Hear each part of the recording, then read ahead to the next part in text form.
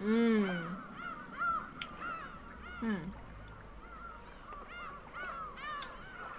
Alright, let's start Umineko no Naku Koromi.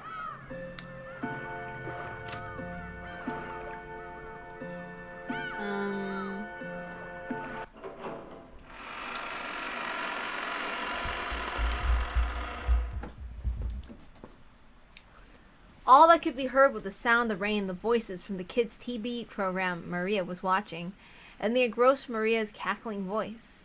In other words, what greeted them as they returned dumbfounded from that horrible, bizarre scene was the voice of Maria as she rolled around laughing at the TV. Those who returned to the room didn't know how to explain to Maria that her mother was dead, and were trapped by a suffocating silence. At first, Maria returned their stares with a dubious look, but when she realized they weren't trying to blame her for anything, she ignored them and immersed herself in the TV program. The children wordlessly sat down heavily on the sofa. Their minds were probably blank from the state of shock. Everyone had already cried and mourned so much, but now they just vaguely sat there, their faces seeming to have lost all emotion. Only Kanon had returned to his usual calm expression. However, that probably didn't mean he was able to wipe out the shock. Nothing was reflected in his eyes as he stared into the empty space.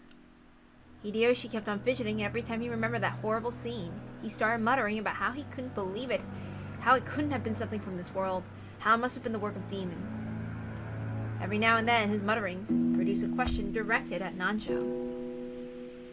But the latter kept repeating in a calm, doctor-like manner that nothing could be understood by only glancing at the scene, and that until the police arrived, they wouldn't learn anything. However, Nanjo only appeared calm next to Hideyoshi, who simply couldn't suppress his agitation and fear. In fact, Nanjo had also received a huge shock, and his face was deathly pale. Maybe that was why the atmosphere was why she tried to rise to the challenge and take charge. Natsuki appeared to be unchanged from her normal attitude, and she briskly gave directions. I will go see father. Genji, quickly contact the police. Certainly. I wonder if you will allow me to tag along, Natsuki. Since Kraus is now gone, the task of aiding father has been left to me. It would be improper of me to relax here while relying entirely on you. Natsuki was struck speechless by Ava's aggressive move in a situation like this. She seemed to be claiming, with Kraus dead, the one to take responsibility shouldn't be his wife, but herself, the next highly ranked in the family. Or maybe she hadn't been happy at all when Natsuki took command without reference to her in such an extreme situation. However, even Ava's mind had been blank from shock until just a moment ago. She only came to her senses after Natsuki started giving orders. Just do as you like. Natsuki started walking without saying a word more. Ava followed behind her. As they did, Kumasawa ran into the parlor. She usually wasn't the kind of person to run around, so under normal conditions, most people would have taken her entrance as a sign of something was the matter. But because everyone was stricken with shock, they hardly even noticed her. Madame!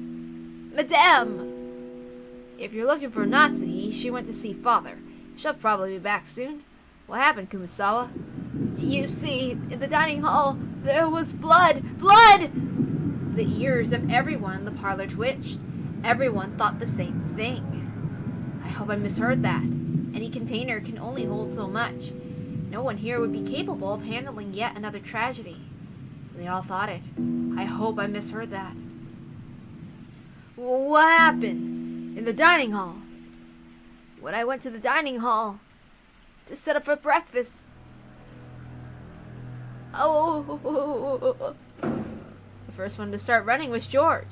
His harsh footsteps jogged Hideyoshi and Nanjo to their senses as they chased after him. Balor and the others followed. They flew into the dining hall one after another, but they didn't find any change that might have caused Kumasawa to go pale. To those who have viewed the gruesome scene in the storehouse, it was a bit of an anticlimax. However, Kumasawa, who followed them, pointed it out. There really was some traces of blood remaining on the floor. Compared to that terrible scene, it wasn't very impressive. However, if you calmly thought about it, this has definitely indicated the loss of a lot of blood. there's another puddle of blood over here. What in the world? It appears a great deal of time has passed. It's probably safe to say they were killed here last night. It definitely looks that way. We were talking together in the dining hall until late into the night. After that, someone must have forced their way in. Dad, when did you and Mom slip out of the meeting and go to sleep? It was a little past midnight. So, we should probably assume it happened after that. Are you kidding me? Give me a break! Milady, please stay strong.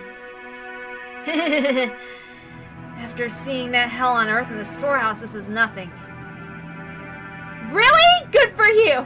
I feel like my head's gonna explode. This is the dining hall, right? Every day, this is where I'd eat, complain about school, complain about homework, talk to my dad about my grades. That's what this place is to me. Milady, it wouldn't be good to remain here any longer. Let's return to the parlor. I agree. Uncle Hideyoshi, I think this room might really be important to the police. Don't you think it'd be bad if we trampled all over it? Valor proposes in a slightly firm voice, along with Canon, as he grabbed the pale and shaking Jessica's shoulders. Everything is just as Valor has said. There's something more to be gained from remaining in this room. Nanja spoke while looking at everyone's pale faces. Even though that horrible scene in the storehouse felt like something not of this world, at least we'd be able to leave and cut ourselves off from that place and run away. Everyone had shared in that feeling. However, this dining hall was different. It was in the mansion, the main building on this estate. As Jessica had said, it should have been one of the most calming places even inside the mansion. It was where all the relatives had eaten lunch and dinner yesterday. The shock of seeing this place smeared with blood reminded us of that horrible spectacle in the storehouse and forced us to accept we hadn't been able to run away from the scene of the tragedy. I agree too. The culprit might have left traces in this room. Amateurs like us shouldn't stir this place up. Let's leave quickly. Quickly! Hideyoshi also understood the meaning of what Valor had said and pushed everyone to hurry out of the dining hall. The way we were then, looking at the blood any longer would have been too harsh. Nobody went against his words. Everyone raced each other out of the dining hall. It was almost as though the last person in the room would be trapped in there all alone.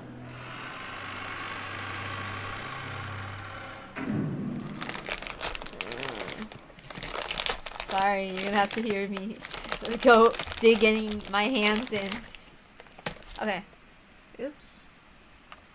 Once we left the hallway, we lent a hand to Kumasawa, who was still trembling and leaning against the wall. We headed back to the parlor together. Then Genji returned. Oh, Genji, were you able to contact the police? As to that, I'm afraid I must apologize.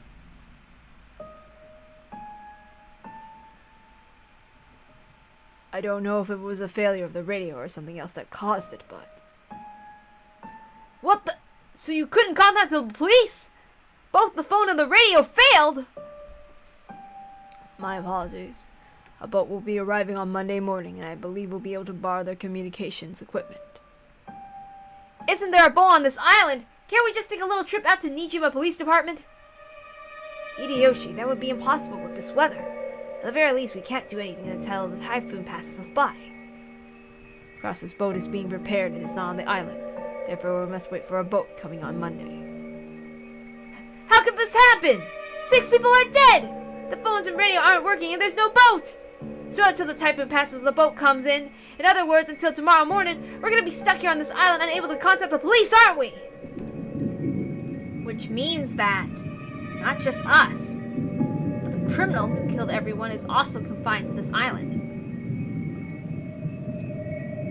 That certainly follows. The culprit who killed everyone is still here on the island. So the bastard who killed Dad and the others must still be hiding somewhere unable to escape. Damn it! I'll get that bastard! No way I'll hand him over to the police! I'll slice him up to bits myself!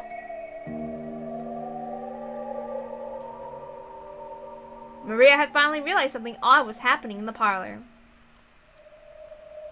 Rather than noticing something odd, it was probably better to say she felt unhappy and neglected since everyone else was getting so excited about something only she didn't know about. Jessica, did someone die? The way she spoke was completely calm, just as though she was talking about someone who appeared on a television drama, as though it was someone else's problem. Jessica probably didn't like that. As though trying to say, "Can't you just tell by looking at me, overwhelmed with grief?" She flared up at Maria. My bad. My bad. They all died! Everyone! My dad and Balor's parents! Gona and Shannon! Even your mother, too! Stop it, Jessica. You aren't the only one who's sad. Maria, I know this will come as a shock, but please listen. Your mother has died. Mama died? Huh? Yeah, someone killed her. I know it's sad, but stay strong. How many people died? 6 people! 6 people! Damn it! How could anyone do something that cruel? There's a limit to how cruel you can be if you're human. I don't know who it is, but the culprit isn't human. There's no way their blood is red.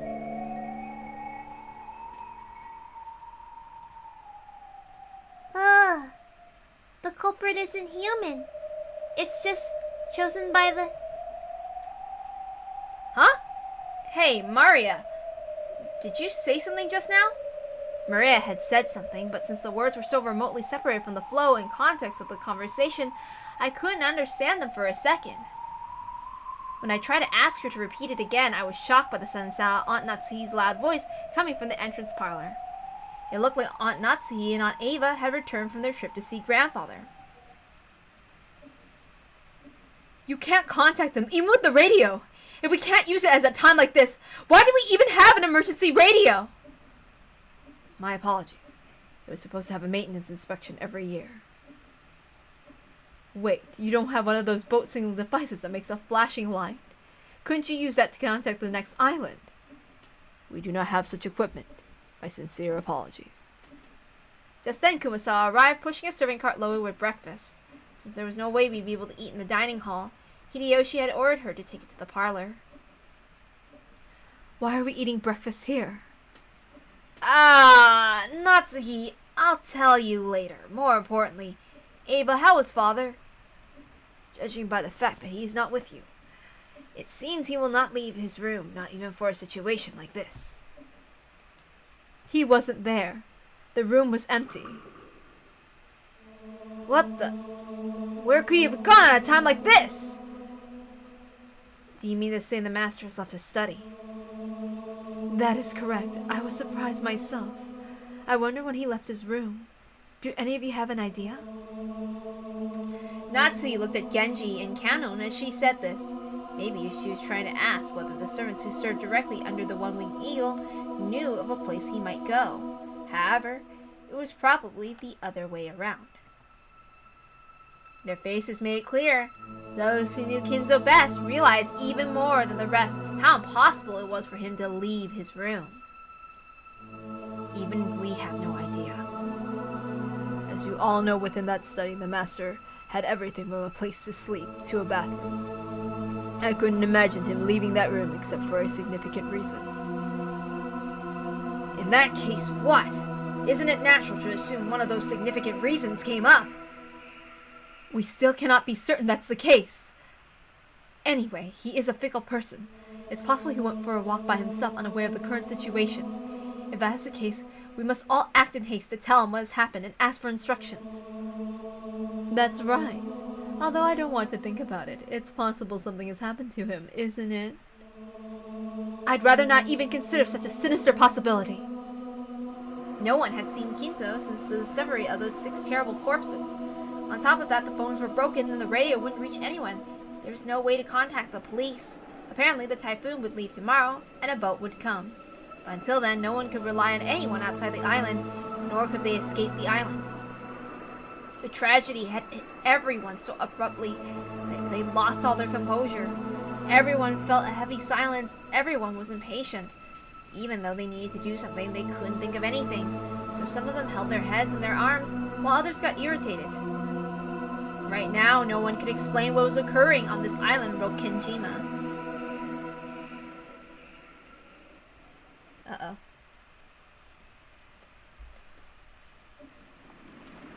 Sorry I messed up with the Jessica part. Anyway. After that, we ate breakfast Kumasawa had made, which felt dry and tasteless. Of course, this was right after something like that had happened. No one felt particularly hungry. However, we understood logically that not eating would weaken our bodies. It would also be rude to Kumasawa, who had made the breakfast. Kumasawa had taken some unusual Western vegetables, one that Goda had probably ordered for his ultra-elaborate meals, and cooked them in a Japanese style, which made them turn an unpleasant color. As to what Goda had been planning to cook with those ingredients, right then I couldn't even imagine it. If I did think about it, I'd be reminded of the way Goda died. The sour taste would fill inside my mouth. Everyone pretended to eat for the time being, but of course, no one made much progress. Then we began pooling our knowledge of our current situation. First off, 6 people, including Uncle Kraus, my dad, Kyrie, Aunt Rosa, Goda, and Shannon, had been found in the Rose Garden storehouse as brutally mutilated corpses. Yet, we still couldn't contact the police since both the phones and radio were unusable. So until the typhoon passed, there was nothing we could do. Furthermore, Grandfather, who might have hoped would be able to show a little leadership in this kind of situation, had disappeared some time ago. Goda hadn't made breakfast, so Grandfather's stomach must have been empty. If he had been taking a casual walk, we should have been able to hear him whining about how hungry he was by now. Despite that, he hadn't appeared. There was more than a small chance he'd gotten caught up in this crime. According to my aunt, on their way back from Kinzo's study, they searched for him, calling out for every floor, but were unable to find him. Considering the timing of it all, it's only reasonable to assume that this disappearance had something to do with the crime. We figured Dad and the rest were probably killed in the dining hall, and then painstakingly moved to the storehouse. So maybe Grandfather has already been killed, and dragged to some strange place, which we simply hadn't discovered yet. No one actually said it out loud, but this theory seemed extremely convincing. We'll go check that all the windows and doors are locked. We must also conduct a thorough search for Father. The children must remain in this room. Ava and Hideyoshi, I'm sorry, but please stay here with the children. I'd like to ask you the same, Dr. Nanjo. I understand. I will wait here. Aunt Natsuki followed the servants, Genji, Kumasawa, and Kanon out of the parlor. All that was left was Aunt Ava, Uncle Hideyoshi, Dr. Nanjo, and the rest of us 4 children. A total of 7 people. Let's all stick together and maybe watch some television while we wait. Though I doubt we'll find anything good in the middle of the day on Sunday. Uncle Hideyoshi started acting cheerfully, trying to brighten up this gloomy atmosphere. Ah! Good show! Watch it! Watch it! Ah! Oh, really? You want to watch TV, Maria? Then come and watch it with your uncle. Maria was the only one who joined in. Even though Maria had been told of her mother's death, she didn't show the slightest flicker in her emotions. Was it really normal for a 9-year-old girl like Maria to act so very much like a very young child? Everyone else's mood failed to improve, and they each sank absent-mindedly into their sofas. Aniki, can I ask you something? What is it? Just now in the storehouse, you said something about Shannon and a ring. Did you give that to her? George didn't answer, but he hung his head and closed both of his eyes. There could be no clearer response. Quit it, Battler! Figure it out yourself! You're right. I shouldn't have asked. That's right. It was me. Last night, I proposed to her. That was when I gave her the ring. I told her that tomorrow she should put it on whatever finger she wanted. That's her answer. I guess it was a pretty pretentious thing to say. And that ring had been on the ring finger of Shannon's left hand. Well, several years ago, Shannon came to me asking for advice about you, George. I wonder what she could have said. Shannon was always really bad at lying. It was obvious pretty quickly that you were the one that she was talking about.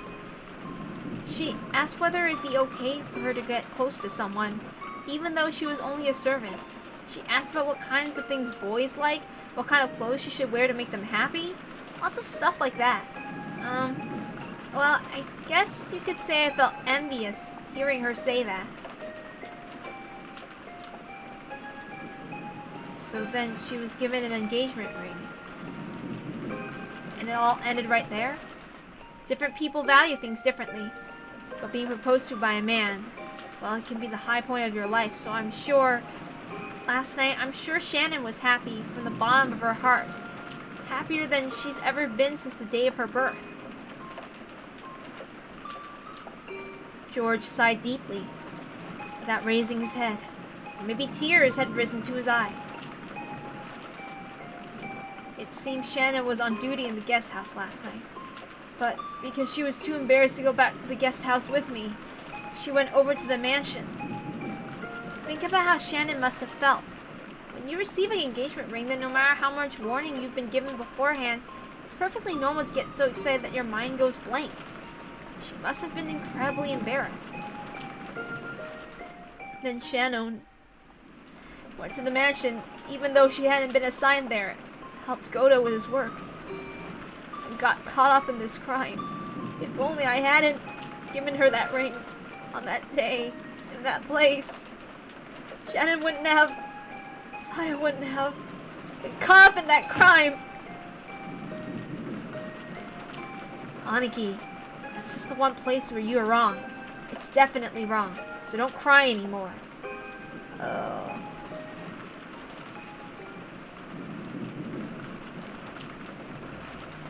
Valor. Let's leave him be. As Aunt Eva said that, I stopped talking to him. Misplaced words of comfort might actually do more harm than good. Jessica sat back next to Aniki and put an arm around him. Maybe only Jessica, who had known about Aniki and Shannon's love since the beginning, who had even discussed that relationship with Shannon, could comfort Aniki now.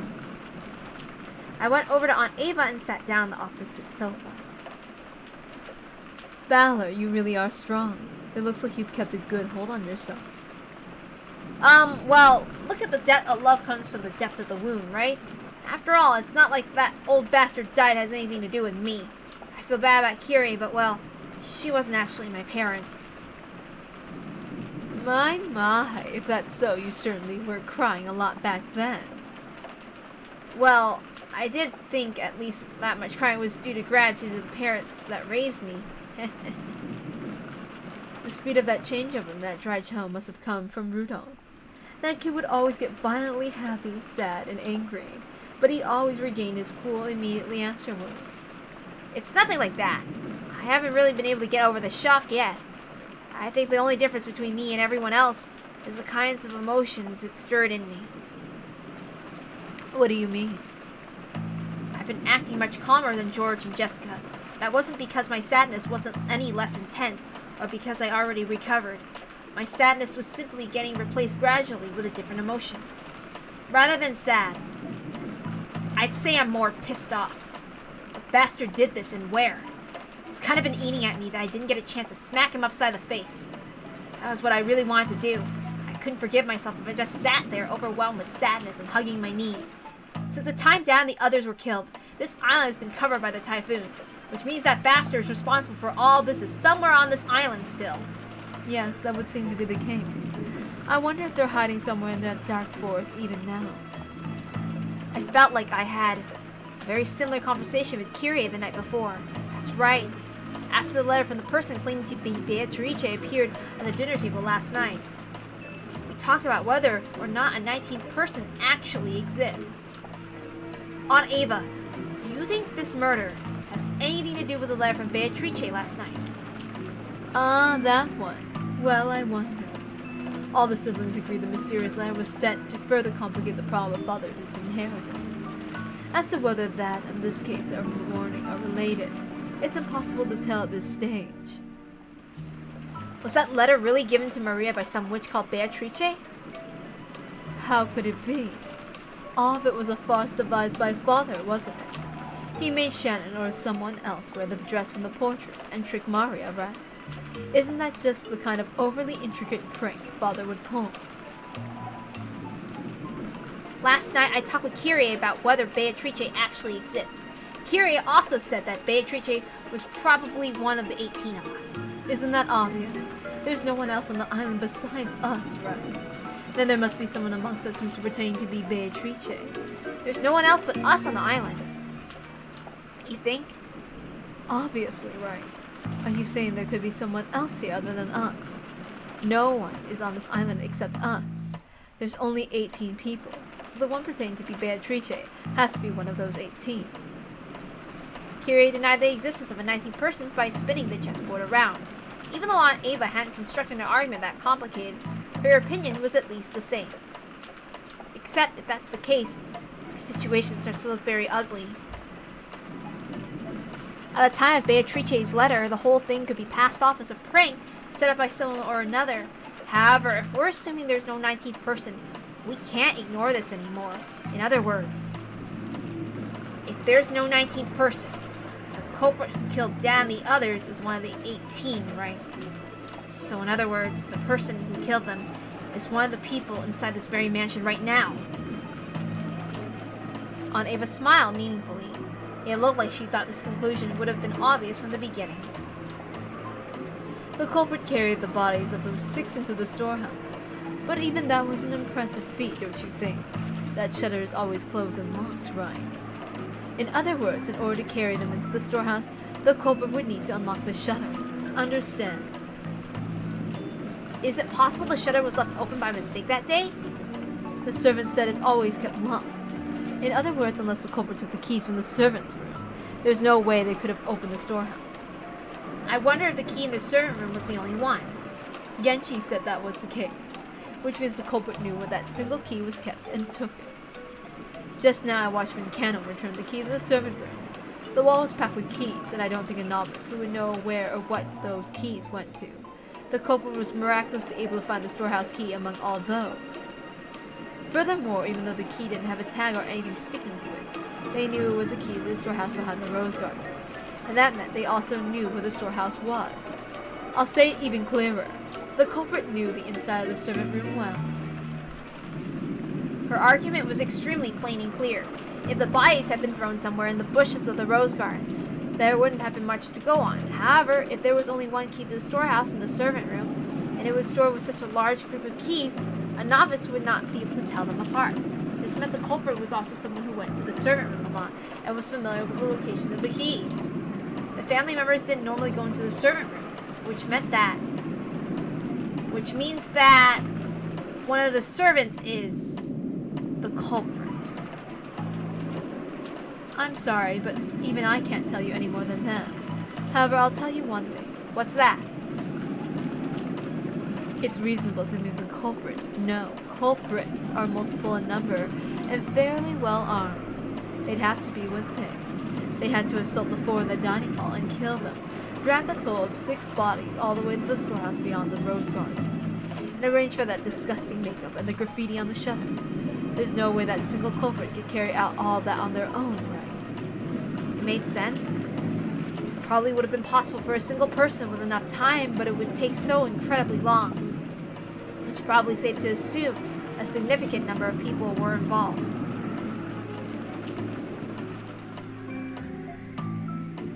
Whew! So what you're saying is that maybe all the servants were in cahoots. Please keep it quiet, okay? It wouldn't be right to voice a mere speculation like this. And if it really is true, what would you do next? They might not let us leave here alive. This is an opponent who has no trouble killing Nissan and the 3 others. Right now, the only ones I can count on to fight with me are the 3 in my family. And maybe you, which comes to a total of 4 people, right? We're no better off than they were last night. And sure, it'd be easy for the culprits to massacre the rest of us. I've been playing detective with Aunt Ava trying to expose the person who had Dad killed and the rest before the police did. If only I could cleverly penetrate the culprit's identity and stick the proof in their face. I've been so sure. Just like in one of those detective movies, the culprit would then give up and surrender. However, the culprit would only surrender if there was no way for them to fight back. The culprits behind this crime on this island were far from helpless. They might even be able to massacre all the remaining people here. On top of that, this island was like a giant closed room cut off from the outside world by the typhoon. They had a full day until tomorrow to kill, scheme, and camouflage themselves. In short, it wasn't a safe atmosphere where we could get by very far by playing detective. To the contrary, we were at a stage where we had to be scared stiff since playing detective might displease the culprits. caused them to commit another mass murder. Well, it is just a possibility, right? But I can't bring myself to trust the servants yet. That doesn't mean I only suspect them. Don't you think there might be some mastermind behind all this? A mastermind? Why do you say that? It's just a feeling. Think about what the word servant literally means. It means someone who serves as someone else's arms and legs, right? It was a bunch of the Ushiromiya family members who got killed. So naturally there must be someone involved who stands to gain from that result. This is also plain and clear. The Ushiromiya family had been right in the middle of discussions about how to distribute the inheritance when grandfather died. In this case, follow the standard form of any classic mystery novel. The crime was definitely caused by someone with ties to the Ushiromiya family who was involved with the inheritance problem. Aunt Ava had probably read a few books in the genre herself. Her argument may have had a few blind assumptions in it, but it was a standard conclusion that anyone might have reached. I think most people would end up suspecting the servants even if they used different reasoning to get there. Especially the story about the key to the shutter. That made it very easy to suspect one of the servants was involved. And that's why I don't like it. What do you mean you don't like it? Nah, just talking to myself. I tried to dodge her question by joking, but I couldn't erase the sense of unease welling up inside me. It looks so weird, right? After all, her conclusion was such an easy one to reach. A conclusion that anyone could reach. And I just couldn't be satisfied with that. If I tried spinning the chessboard around like I learned from Kyrie, this is exactly why a servant couldn't possibly be the culprit. If the servants really were the culprits, they wouldn't hide the bodies in a place connected to themselves. Why on earth would they use the Rose Garden shutter if they were the ones in charge of the key that could unlock it? The police could probably immediately pursue whoever had been in control of the key. It was even possible that some other facts might come to light as a result. The more we think of the servants as culprits, the less reason they had to carry the bodies into the storehouse. But what if they knew we'd think that and put the corpses in the storehouse for that very reason? No, that's completely impossible.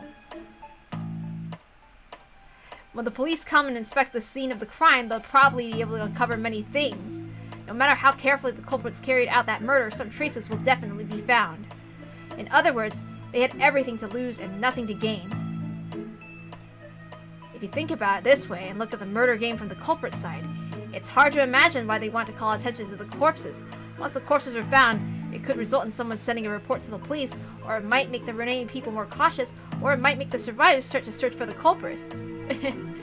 Some of these things couldn't make life any easier for the culprit. It's just like the words of the main character's mother in a novel I recently read called Higurashi no Naku Koro ni. Oh look, cameo. Every story needs to have a beginning, a middle, and an end. Eliminating that beginning is essential for the perfect crime. Right now, we don't know where grandfather is. We don't know if he's already become a victim or if he's one of the culprits. But this state of confusion must be beneficial to the killer. Culprit has absolutely nothing to gain by showing us the bodies in such an obvious way, making us realize there have been a murder. In fact, this is the perfect place to spin the chessboard around. In other words, showing us the corpses in such a flashy way must be the culprit's goal in and of itself. So, at the very least of the culprit, the appearance of the 6 corpses there meant more than the deaths themselves. In other words, the culprit wanted this murder on display. To whom? To us. This is a message. The culprit's trying to shove something in our faces. I don't know what it is. At this point in time, this vulgar mass murder isn't making me feel anything except malice directed toward all of us. Malice towards all of us. Is it? Each one of the survivors has some kind of connection to one of the 6 victims. Uncle Krause's death brought Jessica the grief of losing a family member. The deaths of Dad and Kyrie brought me sorrow, while Aunt Rosa's death brought Maria sorrow. Goda's death probably shocked his fellow servants. And Shannon's death brought upon grief to both George, who had proposed to her, and Canon, who loved her like an older sister. Everyone now on this island had received an equal amount of sadness. Aunt Ava was sure that the servants were in cahoots. But then, how could she explain the deaths of Goda and Shannon? At any rate, by this argument, the grief caused by the 6 deaths hit everyone but Aunt Ava and Uncle Hideyoshi. Even Aunt Ava, who had directed suspicion of the servants and acted as though she herself was beyond suspicion, could not be ruled out as a suspect. In the first place, she was able to argue the servants were suspicious by focusing on the shutter's key, but if you look at it from the perspective of motive and who would gain, Aunt Ava's name rises to the top of the list. Oof.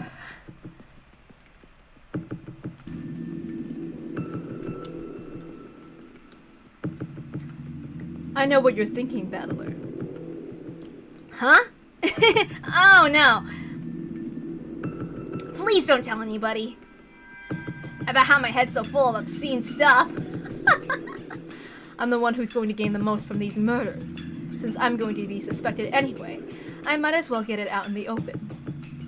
I tried to dodge the issue by joking around, but apparently it didn't work. The inheritance will be divided into as many parts as there are siblings, but right now I'm one of the only 4 left. All the assets of the Ushiromiya family will become mine. If Uncle Hideyoshi heard you, he'd say, "Could you give it a rest? It's not funny." I'm sorry. I was just fooling around since I'm going to be suspected anyway, no matter how much I try to smooth it over. That's why, from my point of view, this murder might have been designed to cast suspicion on me. Unfortunately, my alibi for last night is weak. Could you tell me a bit more about last night? As you know, the discussion between the siblings of how to slice up and eat the inheritance continued until late in the night. But I don't know how late it lasted. My husband and I had woken up early that morning. We were so sleepy, and a little past midnight they let us go. We then returned to the guest house and rested there. Can anyone other than Uncle Hideyoshi prove that? No, wait, it's not like I suspect you or anything, okay? Oh, are you sure about that? I don't know if it counts as proof, but when we returned to the guest house, we were greeted by Genji, who asked if we needed a towel. I think that should be enough to prove we returned to the guest house a little after midnight. Though, if my theory was correct, the servants would all be in cahoots, and that wouldn't actually make for much of an alibi.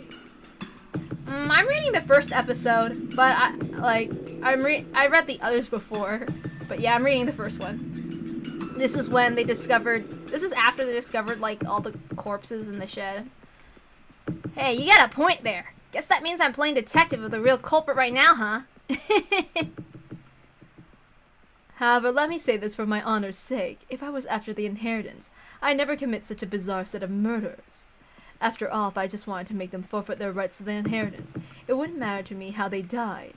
It'd be much smarter of me to try to make their deaths look like accidents. Especially if you're assuming I laid out some of the careful plan that involved even the servants. You got a point there. If you're killing someone for personal gain, you definitely shouldn't make it look like a murder. Exactly. That's why I'm in such a blue mood. The police will probably treat me like a mastermind and investigate all kinds of things. Not fun at all. Aunt Ava shrugged with a bitter smile. It was just as easy to suspect Aunt Ava as it was to suspect the servants. Oops. So if we spin the chessboard around, does that make it impossible for the culprit to be her, suspicious as she is? However, if that sort of argument always works, then motive can never help us in any way. That can't be right. Knowing the motive must give us powerful clues toward knowing the culprit. That's why the murderers from all the periods disguise crimes in complicated ways, cleverly preventing their motives from being discovered. I don't get it. I just don't get it. Every time I spin the chessboard around, it keeps flipping from front to back to front. Are my thoughts bringing me closer to the truth? Or are they...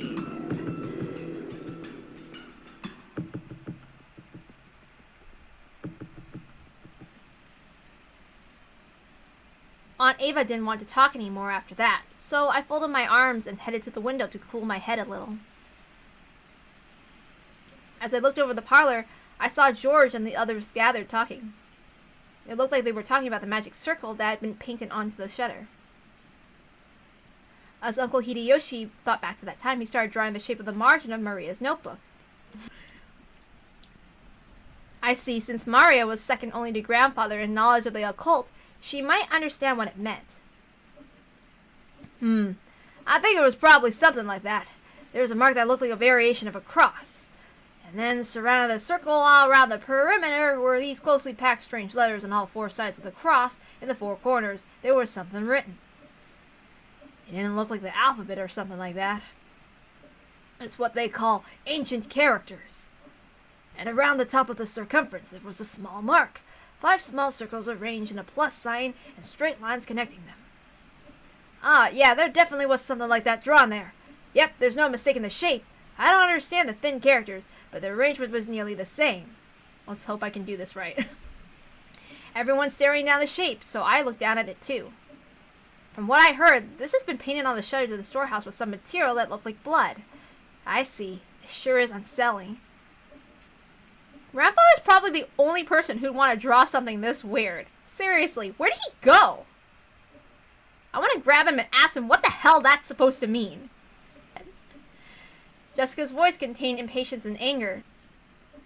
She hadn't gone so far as to say Grandfather was the culprit, but she seemed sure that Grandfather knew something about the culprit's background. Because maybe there might be other people who are watching in the future or something like that, and they could accidentally get spoiled, which I wouldn't want. Anyway, yeah. Of course, if you were searching for the link connected to the Ushiramiya family to the occult, 10 out of 10 people would think of Grandfather.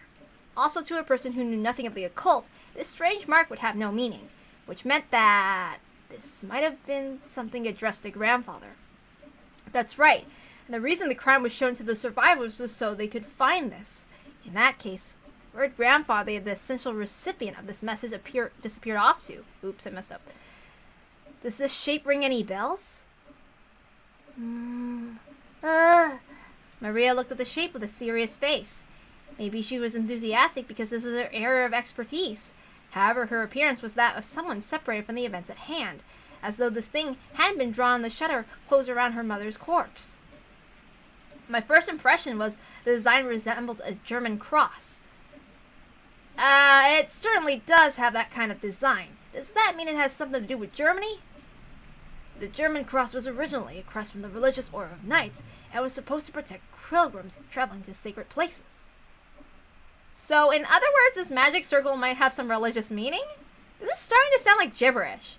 When I looked over at all of them pretending to jump into the discussion, something shocked me. Maria was smiling, an eerie and incomprehensible expression on her face. It was almost as though she was making fun of everyone's ignorance. What is this face? It was an expression I wouldn't have dreamed to find on Maria's face. And she laughed. That eerie, jarring laugh. I hope I can do this right. Okay. It was something I didn't want to believe was possible, even though I was looking right at it in front of my eyes.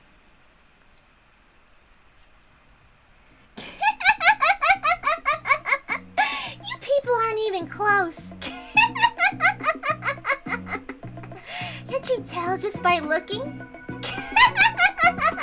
While everyone was busy being scared out of their wits, Maria kept on cackling happily by herself.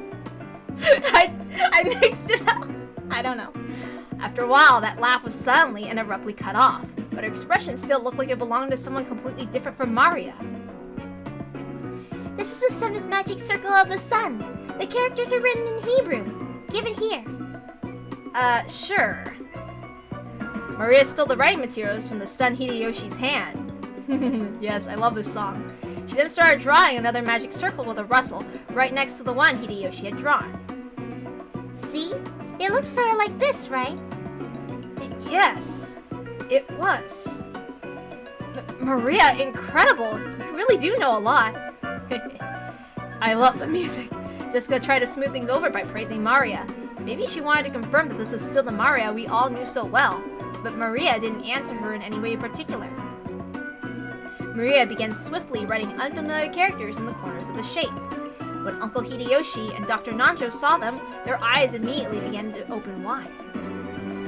Written on the top and the bottom left are the...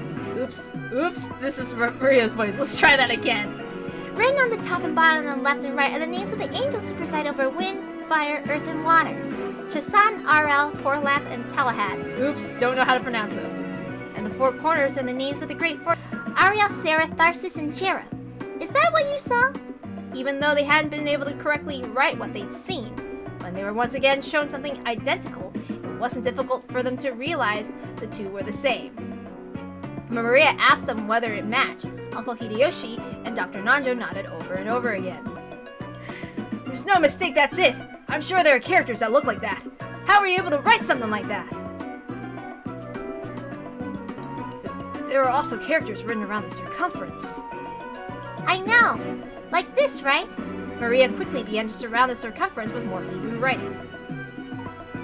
It's from Psalms, the Old Testament, the 16th and 17th verses of the 116th Psalm. You must have at least read the Bible, right? I haven't because I don't know how to say that word. I'm sorry, I'm Chinese, I'm not Christian. Acting as though this is the only common sense, Maria laughed. For a while, everyone, including me, was at a loss for words. A little later, George returned to his senses and slowly managed to speak. That's incredible. I'm surprised.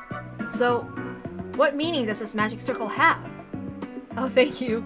If I wasn't a little bit whatever, I would have probably kept saying Pistol, which would be so bad. I'm so bad at some of these. So, okay. It's a magic circle to borrow the power of the sun. He who wears it as a talisman drawn in gold shall be able to break free from the bonds of any prison and receive the power to gain freedom. To break free from bonds and gain freedom? It sounds deep. The word bonds is not limited to its interpretation in some kind of physical object. Therefore, it does not only hold meaning for people locked up in an actual jail. It can also refer to the release of mental bonds such as the ties of obligation and inescapable fate. Ties of obligation and inescapable fate, you say? That's also pretty deep. But I really don't understand. What does this have to do with those 6 bodies? Apart from being released, they were all killed and stuck in a storehouse, weren't they? It's not like the magic circle was drawn for their sakes. The 6 of them were there for the sake of the magic circle.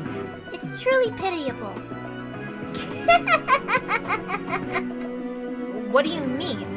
What in the world do you mean when you say the 6 of them were there for the sake of the magic circle? Maria lifted up her pointer finger and waggled it as if she were making fun of us. That's written around the circumference. Can't you read it? Psalms chapter 116 verses 16 and 17. I'll read it for you. The Lord has freed me from my chains. I will offer to you the sacrifice of thanksgiving and will call upon the name of the Lord. See? See, you say? I've got no idea what you're talking about. You're saying they're human sacrifice. And what Maria had just read out loud was a vital part of the magic circle, and it was saying the sacrifice that has to be offered in order for this magic circle to be effective. So human sacrifices had been offered inside the storehouse where the magic circle had been drawn. A heartbeat later, everyone else seemed to reach the same conclusion. Some people were shocked, and others spat out that this was insane as they punched their knees. This is starting to get incredibly disturbing. And we couldn't accept it or understand it. I don't care what kind of magic circles or curses other people believe in, I won't pick a fight with them. Did they really kill Dad and the rest as sacrifices for crap like that? I just couldn't understand that feeling. Compared to this, I preferred it when we were still disgusted by that theory about the fight over the inheritance. I started to get pissed off with the feeling between anger and sadness. I broke from the circle everyone was in and returned once again to the window. Much. Something had gone insane since yesterday. There was that letter from the witch Beatrice that Maria had read aloud at last night's dinner. Ever since that point, it feels like like this whole mansion, this whole island have been getting more and more firmly locked in some kind of bizarre world. That's right. When I think back on it, that letter was an invitation from the witch. The ruler of Nighttime Island had invited its inhabitants in the day of another world. The phone and the radio had been interrupted, and the island was shut off by the typhoon, so you could really call this place another world cut off from a real one by now. Yeah, as this island is now, it's perfectly normal for the witch to send us letters for human sacrifices to be offered up for the sake of magic circles. So what will happen next? Will some weird people wearing goat masks start doing the Bone Festival dance or something? It's hopeless. It's hopeless. I don't get it. The inside of my head's all screwed up and I don't even know what to think. Anger, sadness, the opposing emotions all swirled up together, and they started to suck me in. Unable to resist, I could do nothing but cover my eyes with hands and trust my mind and my body as I started getting sucked in.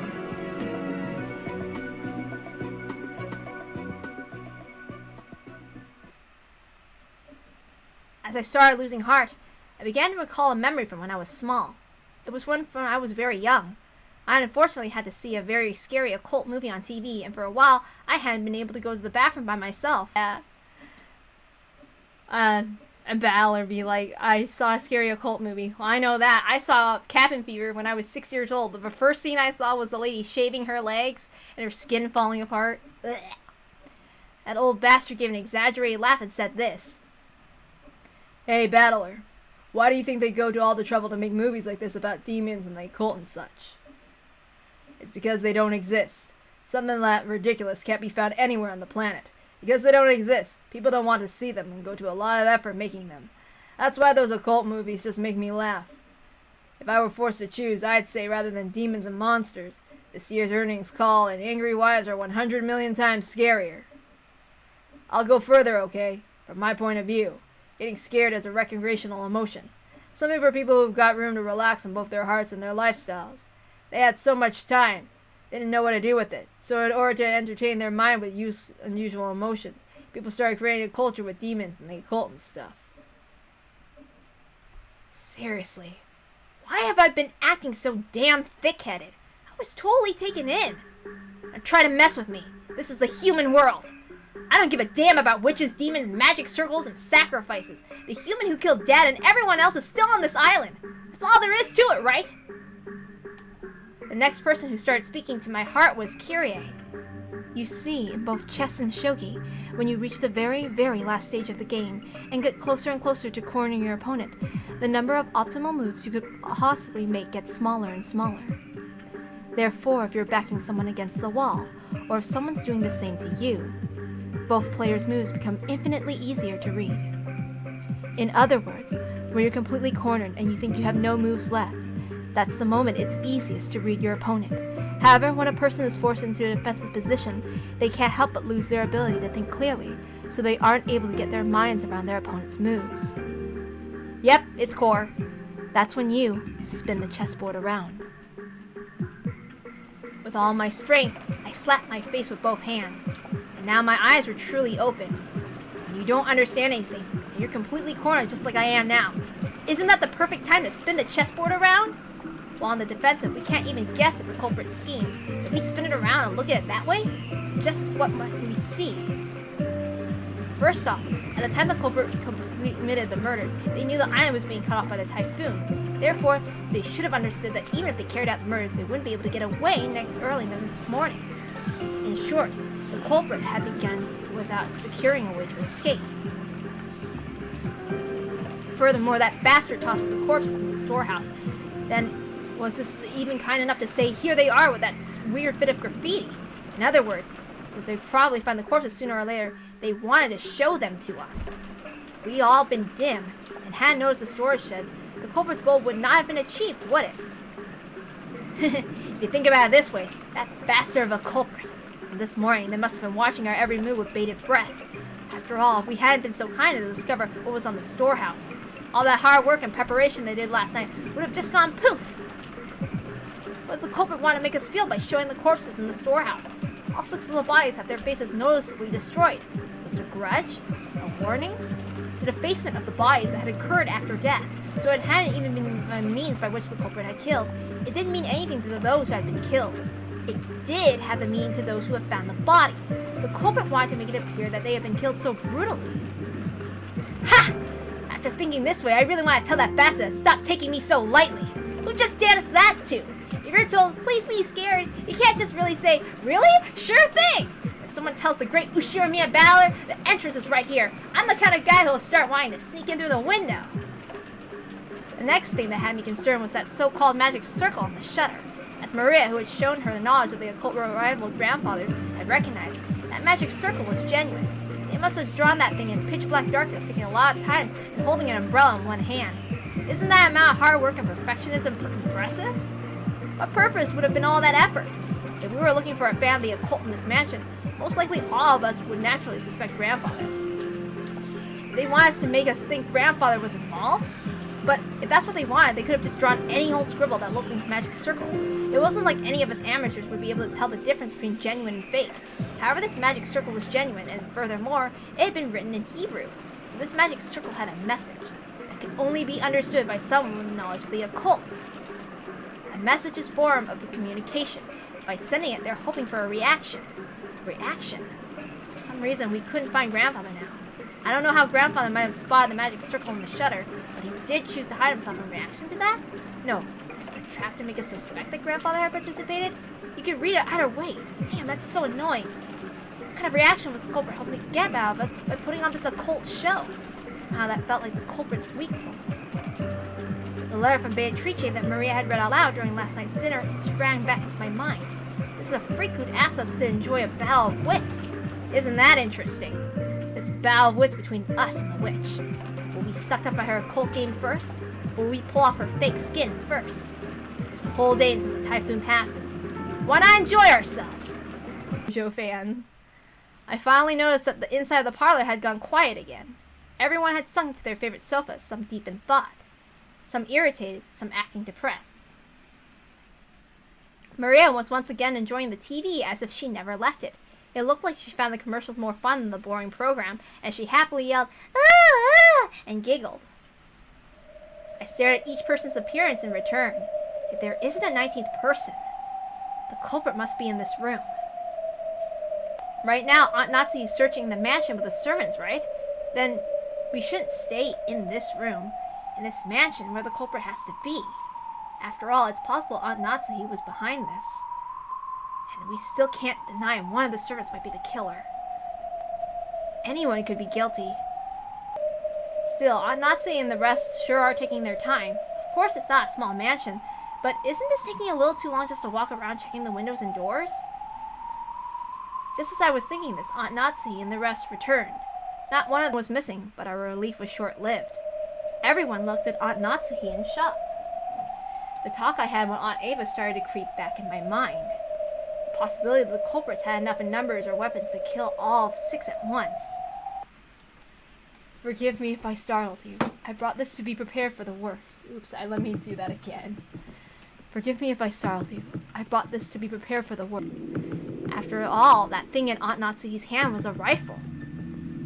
At a glance, its silhouette looked a lot like a hunting gun. It was unusually short and kind of looked like a kid-sized weapon. However, it had the weightiness to it that made it clear this was no kid's toy. That gun is Kinzo's, isn't it? Did you know about it? That's right. I remember when I was in Father's old collection, I managed to find it.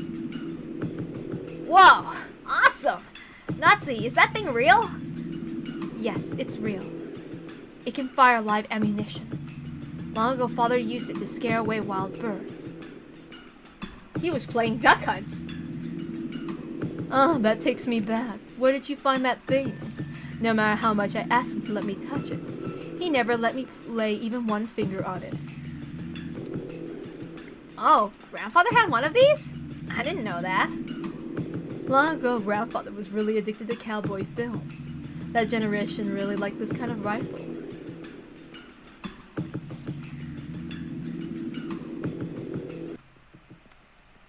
Is that a Winchester? But I've never seen one this short before. Ah, I remember, it's that gun. Magical Gouda, Chef. That really takes me back. That's the one Steve McQueen fired off in Wanted Dead or Alive. Alive or Dead. Oops. Father sure has good taste. It is an item the master ordered specifically from America long ago. As you can see, it is a working gun, so please don't tell anyone about this. He was quite fond of it right after he managed to acquire it. It seems the workings that ejected the cartridges were more interesting to him than shooting it, and he played around with it back in the forest all the time. Still, it is rather disturbing. Are you sure you should be dragging this out? This is to prepare for the worst. There's probably more than one offender involved. Furthermore, those horrible people killed 6 of us, including my husband. I have a responsibility to protect everyone until tomorrow, in my husband's place. As Natsuhi said this, she slumped down to one of the sofas and took a deep breath. She'd been trying to find Grandfather, as well as check the doors and windows. Since Grandfather wasn't with her, she probably still didn't know where he was. I carefully checked all the doors and windows throughout the mansion. However, we must be prepared for anything. Everyone, I think it would be best if we all remained here. Oh, good point. What do you mean by that, Ava? Nothing really. I'm just agreeing with your opinion, aren't I? There was a stormy atmosphere between the two of them. If you think about who was the most suspicious from the inheritance problem standpoint, Aunt Ava was the obvious answer. However, there was no proof that Aunt Natsuhi was innocent. No, if you viewed Beatrice's letter as one of Grandfather's complicated pranks, I think this is prank of an extension of that. There's more than enough reason to suspect even grandfather. Also, Aunt Natsu thought the criminal was on the outside, but Aunt Ava thought the criminal was on the inside. In short, it was like the question of whether or not a 19th person exists. That same question has been repeated endlessly since last night's dinner with a letter from the witch who called herself Beatrice. So, was the culprit among us, or not? And did the witch Beatrice exist, or not? If you assume that something as stupid as the witch can't exist, you're basically saying that one of these relatives here who share a common bloodline is the culprit. If that was too unpleasant, it'd be much more comfortable to simply accept the fairy tale-like character of the witch. A witch drawing bizarre magic circle, offering human sacrifices. If I could accept that rubbish, I'd be able to trust all the people here in this room. However, damn, common sense got in the way. He kept repeating that witches don't exist. In that case, the culprit must be among us. Among us. In the middle of the seemingly endless rain, none of us could break the silence.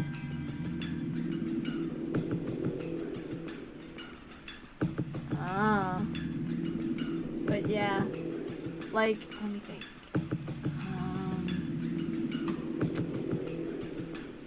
But I don't do well with horror games because I get jumpy and scared.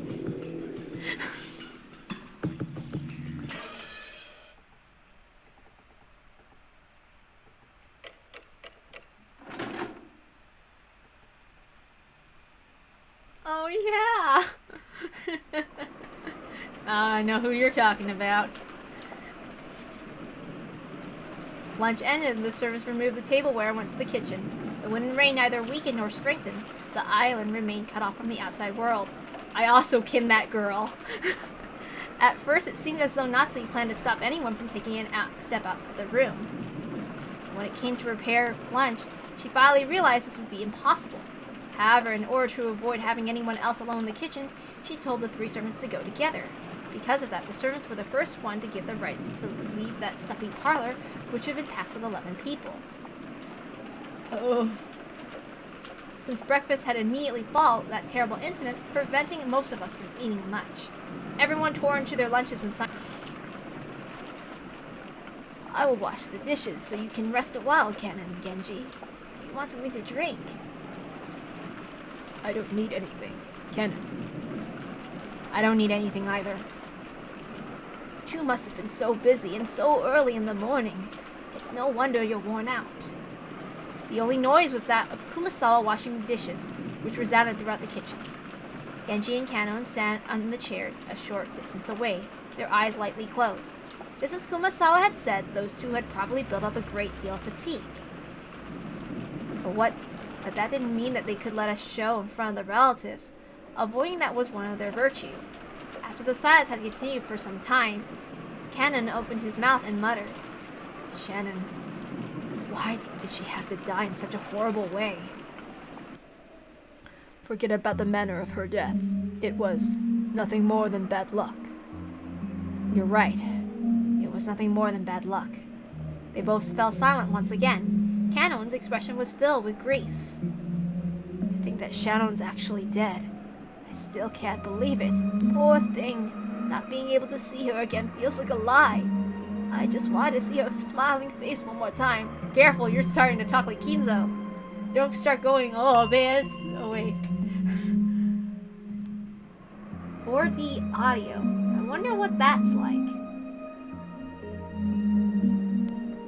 I didn't know there was such a thing. I don't know much about audio stuff. Kumasawa spoke with her back facing them. After all, Kumasawa hadn't seen Shannon's corpse, so she had no trouble mentioning Shannon's face. When Kanon heard those words, it reminded him again of how only half of Shannon's face had been left. His grieving expression twisted even further.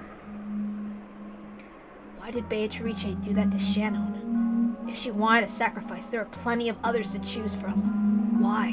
Why? It was nothing more than bad luck. If we were less lucky, you or I might have been laying out there instead of Shannon. Or it could have been someone else entirely.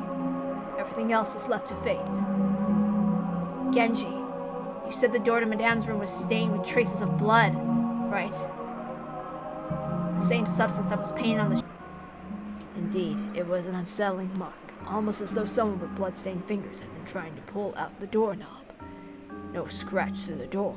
That's sort of unpleasant mark. So does this mean Beatrice came to visit Madame's room and tried to open the door, but couldn't? Genji thought back to the time he had seen those traces of blood on the door to Natsuki's room, with a substance sticking to the door around the doorknob and the marks of something scratching against the door. It had definitely appeared as though someone had tried to open the door, but couldn't. Ugh. How did Madame avoid being chosen as a sacrifice? If only she had been chosen, Shannon wouldn't have had to die. Just then, a loud, sharp noise came in from the hall. Both of them turned around, surprised.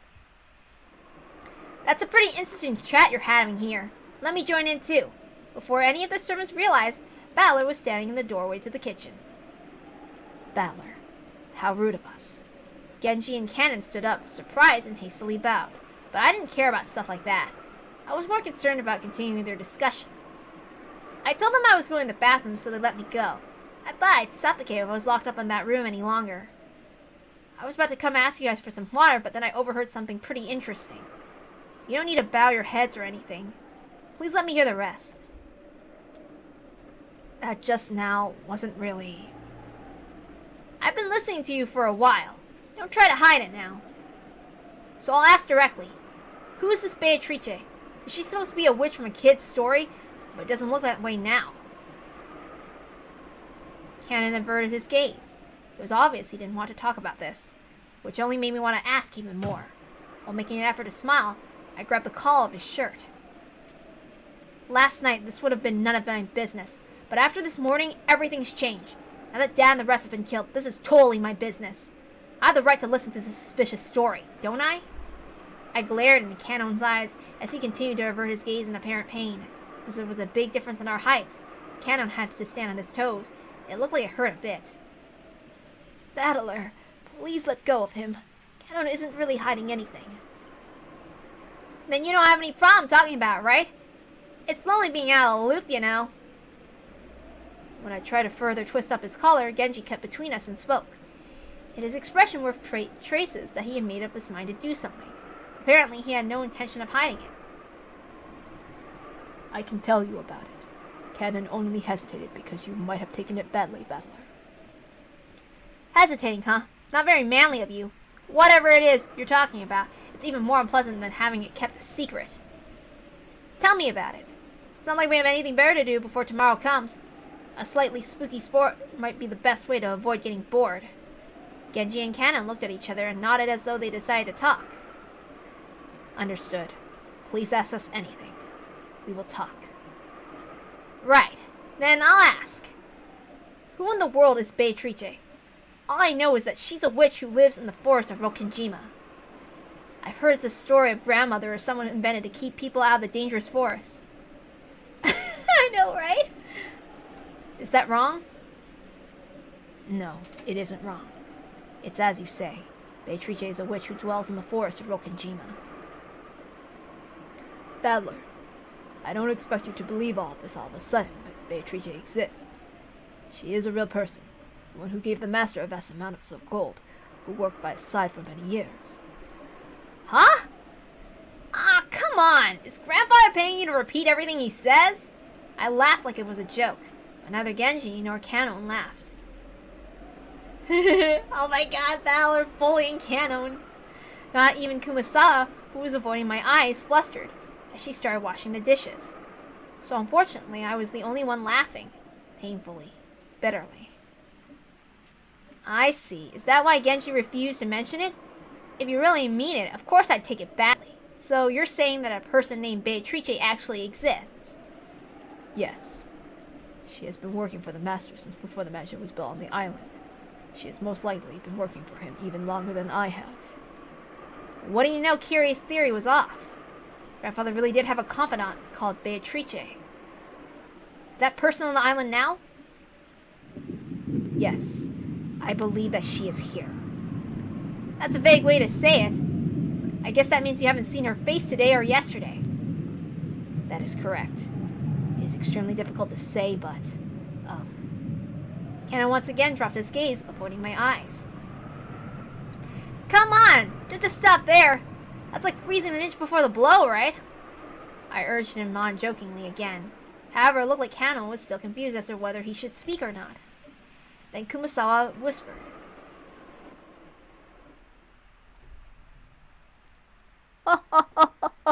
You cannot see her face, because Beatrice has no form. She has no... What did you say? Beatrice has no body. Therefore, unless Beatrice wishes it, common people like us are not able to see her form. I have heard the portrait that shows what Beatrice looked like when she had a human form. It seems he yearned for that figure so much, he would often stand in front of that portrait. Beatrice sometimes shows herself by changing her form into glittering butterflies. On the rare occasion that you spot them somewhere in the mansion, there's a rule that you absolutely mustn't chase after them. It is whispered that you will meet with disaster if you do. In fact, there was a servant who broke that rule and quit because of great injury. Wait a sec, are you kidding me? Are you all serious about this? Battler, Beatrice has already arrived. Such language may be unwise. Beatrice doesn't like it when she's profaned. If you doubt her existence, you will surely meet with disaster. Battler, you probably find this topic unpleasant, but you know what? Beatrice does exist. She exists. Beatrice hates people who doubt that. Can't you tell, Battler? Beatrice has already arrived here. Come on, quit it! I'm weak against that stuff. Enough of the cheap threats. However, there was no trace of a joke in the eyes of those three servants. On the surface, I laughed, trying to look unconcerned, but I was quickly starting to sober up. Their eyes were also sobering up fast. Battler, I beg that you stop profaning Beatrice. Please trust me. Kumasawa, who was usually cheerful, would always tease people, now spoke with a totally serious face. Well, even if you say she exists, I don't see anything. Are you trying to say she's standing right next to me or something? Quit joking around.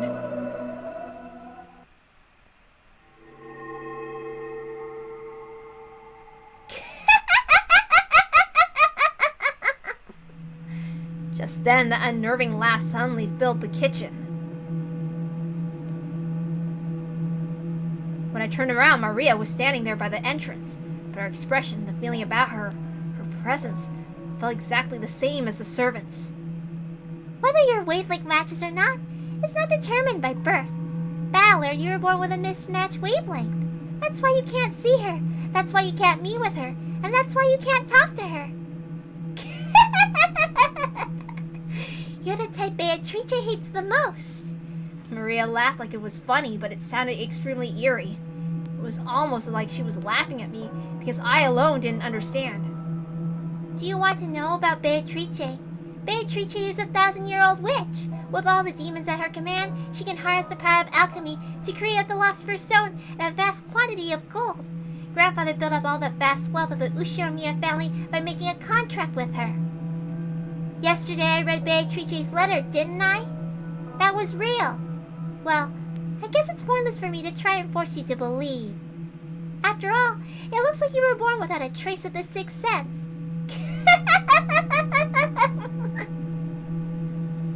What are you talking about? Witches? Demons? Who told you about that? I heard from Beatrice herself. Maria kept doing that unpleasant laugh. However, the servants who watched over this didn't even blink. She heard it from that witch in the portrait during the entrance hall. Maria kept on laughing in that weird voice, as though it was nothing more or less than the truth. Maria, it might be rude to ask, but I'll ask you one more time, okay? Who gave you that letter yesterday? I got it from Beatrice. How many times must I tell you before you understand? You don't get it, do you? You can't see it. You can't believe it, can you? Just then, Maria's laughter suddenly stopped. Valor, you still don't understand? Beatrice exists. She exists, you say, but where? Like I said, Beatrice exists here. That's right. Now that I think about it, I've been feeling for a while now the servants' eyes haven't been pointed in quite the right direction. I figured they were just staring absentmindedly, but that wasn't the case. The four here, Genji, Kanon, Kumasawa, and Maria, everyone except me was looking at a spot right behind me. Holding my breath tightly, I slowly looked over my shoulder. Of course there wasn't anyone there. I've known that the whole time. However, everyone in the room except me was focusing on that point, is that there was someone there. Beatrice is the mighty golden witch who has lived for 1,000 years. But since she can't show her form to humans of a wrong wavelength, she can't talk to them. And you know what? That's really sad. It means she truly despises it when people like you, who are born without a fragment of the ability needed to sense magic, denies that she exists. You're lucky, battler. Good thing I gave you that charm yesterday, right? Did you realize what kind of curse Beatrice would have put on you by now if you hadn't been carrying it around? You really are lucky, battler.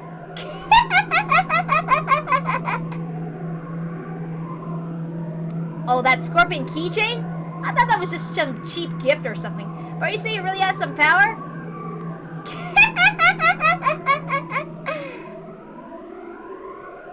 If it weren't for that, you'd be lying in that storehouse as a sacrifice with your face crushed by now. You're so lucky, battler. I see. So if it weren't for that, I've been killed by now. Battler, why don't you believe in Beatrice? Even though she exists. Right now over there. Look. Hey, I'll bet you want to believe it now. Believe it. And thank me for giving you that charm.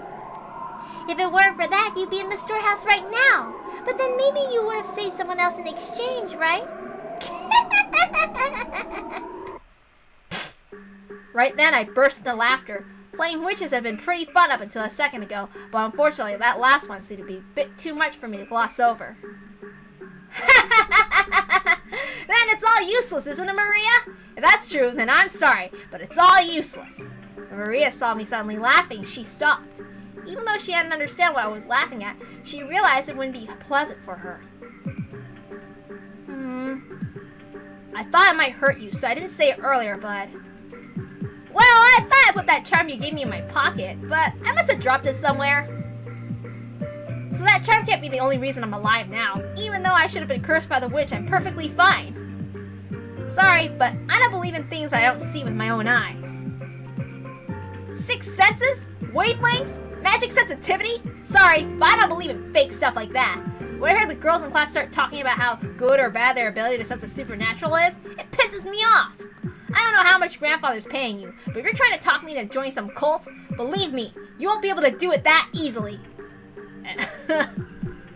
Battler. You guys are free to believe whatever you want. However, when it comes to things I believe, the one who decides is always me. Sorry, but I can't believe in something as shady as Beatrice until I've seen her with my own eyes. I spoke forcefully and sharply. Then Maria started cackling again. Well, that's just fine, isn't it? Eventually, even people like you who would totally mismatch wavelengths will be able to see Beatrice. Very soon she will revive. Beatrice will revive. Once that happens, she's promised to talk with me and play with me a lot. There'll be absolutely no need for you to doubt or for you force use for... I messed up again. I'm so sorry. Very soon she will revive. Beatrice will revive. Once that happens, she's promised to talk with me and play with me a lot. There'll be absolutely no need for you to doubt us or for us to force you to believe. She will appear very soon.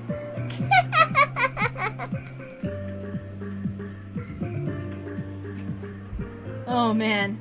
I'm so... This scene is like... Oyashiro exists. Oh man.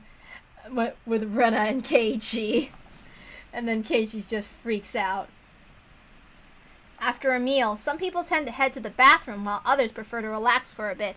It seems that several people had left the parlor just like I did when I went to the kitchen to drink some water.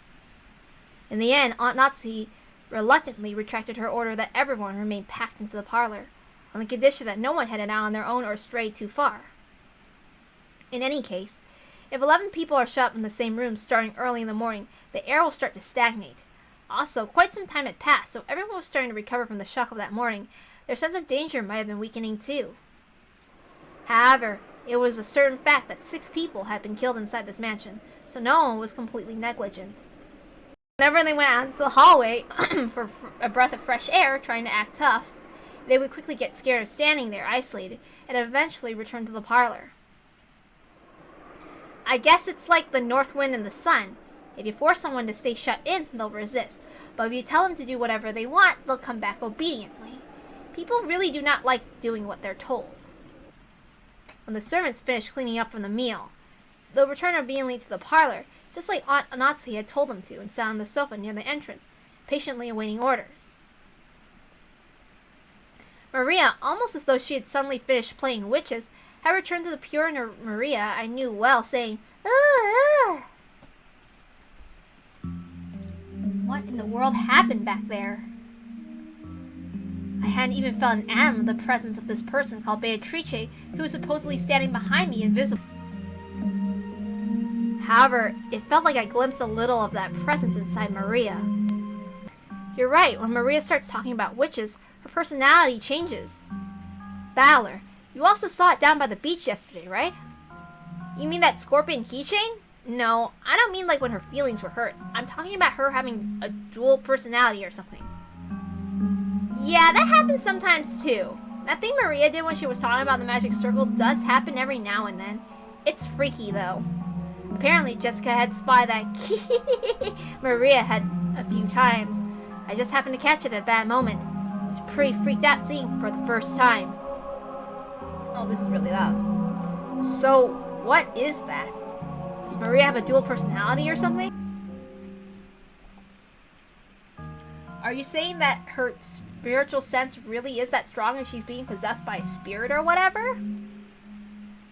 No, I don't think it's that. Have you ever experienced it? When you were small, didn't you ever want to be someone other than yourself? When humans are born, no one has any individuality. However, when they reach their growth period, their sense of self starts to be born. They want to be different than other people. But since everyone else in their class is learning the same things at the same rate and being forced into the same lifestyle, of course they aren't going to find anything that makes them different from everyone else around them. Oh, yeah. Once they realize that, the first thing they do is start breaking the rules in what's called their rebellious stage. Since everyone else follows the rules, they want to show off their individuality by breaking them. So even those who try to act tough, mocking everyone around them and calling them childish, can actually be viewed as cute kids searching for themselves if you look at it this way. Well, I'm lecturing about all of this like I'm so smart, but I actually got it secondhand from George. I myself was one of those embarrassing guys who thought it was cool to act like a little bastard. Well, that was when I was at her age, where you try to show off for the opposite sex. The main feature of the growing period lies in the impulse to break away from your life as a kid, like a chick trying to crack open the shell of their egg. Do you know what makes children and adults different? Age, or do you mean size? No, it's experience. Adults can look down on children because children have very little life experience. The reason they snort at everything children say is because they think kids know nothing about the real world. Yeah, I understand that. When you're a kid, you talk like you've got life all figured out somehow, trying to act like an adult. No matter what the kids say, the adults just snort at them and say they're too naive, or that they'll understand when they get older or something. Well, it's probably true, but to a kid, it's just annoying, like they're being looked down upon. I get it. It's a question of knowledge and experience. Well, I guess you're right that there's no reason to respect a person for their age if they just wasted their lives. Therefore, during the period when they try to separate themselves from other children, they also try to take on personality traits different from those around them. And if knowledge and experience is what separates kids and adults. I get it. If they know something no one else knows, it becomes part of their identity. You know, when I was in elementary school, I learned things that no one else knew, get things no one else had, wear things no one else wore, and became a bit of a hero for it. I bet you've done the same thing, Battler. Yeah. There was definitely an age where I wanted to excel some skill or other. I see. So that's because I was trying to separate myself from being a child, or going through my growing period, in other words. If you put a positive spin on it, the growing period forces you to separate yourself from others, thereby pushing you to gain skills and knowledge no one else has. This is also interesting from a sociological standpoint, because people hate being like everyone else. They try to learn skills other people don't know. In this way, society can acquire the broad range of skills it needs to survive. The quality of the gods' programming is truly surprising. Well, unique personality traits can also be negative, right? Like, if, say, everyone in class was studying hard, but if I was the only one slacking off trying to stand out.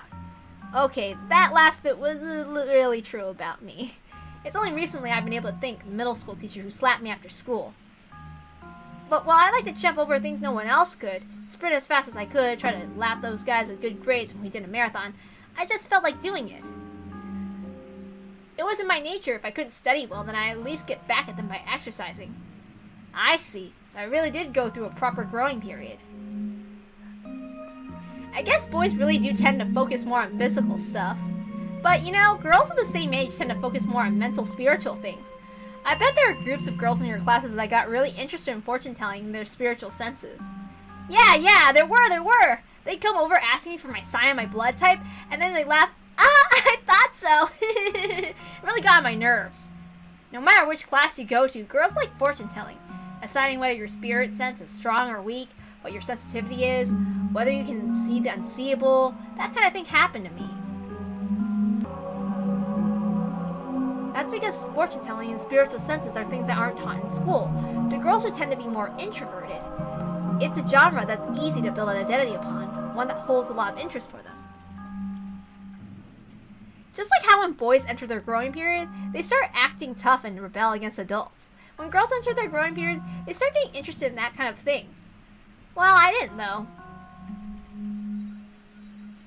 I think I got into like astrological signs because my sister borrowed a book from the library when I was like 6, and then like she's like, you should check out this book, and I'm like, okay, I'm reading it. So Maria having so much interest in the occult, isn't that rare among girls her age? Even if we accept that, I wonder if it explains that creepy dual personality thing. Actually, I think I could probably accept that explanation more or less. As you just said, becoming an adult means gaining knowledge and experience, so to gain it, it's necessary for children to learn all sorts of things that break free from childhood. However, there are certain convenient delusions that you see often in the world of children, both now and in the past. You know what I mean? You see it all the time in manga and anime, right? It's kind of like that. It's like you got some memories from the previous life that start to resurface, like you're being possessed by the soul of a great something or whatever. Or it could be that sleeping gene that gets awakened, or maybe a sealed power or memory returns. There's all kinds. For some reason, stuff like that's really popular at that age. Why is that? All those examples you just mentioned are illusions that let children immediately add their sum of knowledge and experience. If a 9-year-old girl says she has a 1,000-year-old witch possessing her, then she gains a 1,009-year-old identity. So basically studying is annoying, but these delusions are convenient for people who want to brag about having a skill no one else has, amazing the people around him. So you could brag about something without having to work hard or study. I see. Isn't that a kid's greatest dream? In my case, I just made up my whole own world-building world and drew a lot. Furthermore, the desire to separate themselves from being kids, they always project an image of their ideal self. And it's not rare for that desire itself to become an alternate personality. Even you, Battler, probably had a slightly different personality at home and at school, right? It'd probably be embarrassing if your friends at school saw how you were at home. At school, you try to project yourself as you want to be, but home is where you're your true self. So, in other words, I'm changing my personality depending on the situation. Are you trying to say that having multiple personalities is actually really common? A girl who's a fan of the occult might say she's being possessed or awakened. Honestly, there's some kids who change their personalities so much it's creepy. And some boys do it too, right? Guys who say they've blown their top suddenly turn into some overplayed violent character. I bet they think it's pretty cool, but it's painful to watch. Let's sum this all up. So you're saying that even if a girl about Maria's age shows some creepy second personality like she did a minute ago, it isn't a rare or unusual thing. It's like a persona. Simply put, that's right. Identity is an important factor when building up one's sense of self. if you make fun of it, it could actually cause children to go back into their shells. So it's important to go along with them to some degree, although the broad-mindedness of a parent determines whether they play along in full or not.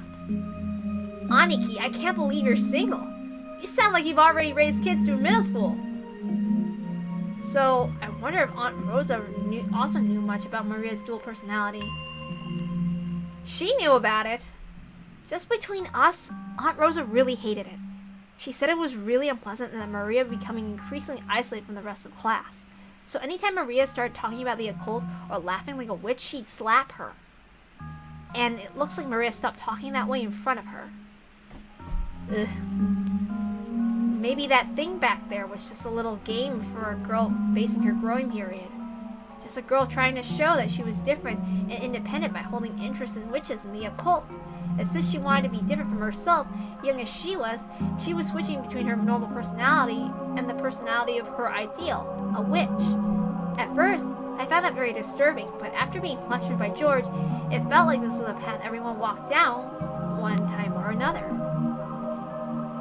I haven't told anyone, but when I was in kindergarten, I joined up with a little gang of kids trying to form an Earth Defense Force, saying that we'd help protect peace on Earth.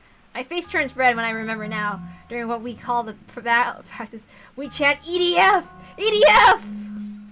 Just like usual, Maria was relaxing, immersed in the TV, oohing and laughing like any girl her age. On the inside, another personality, that of the ideal witch she respected and blindly accepted, was sleeping. But that wasn't anything extraordinary. It was perfectly natural for a girl of her age. I've calmed down a little. That shock from my bizarre experience in the kitchen just now is fading away. If I hadn't talked to Aniki and Jessica, I might have still been frightened by the idea that the invisible witch is standing right behind me.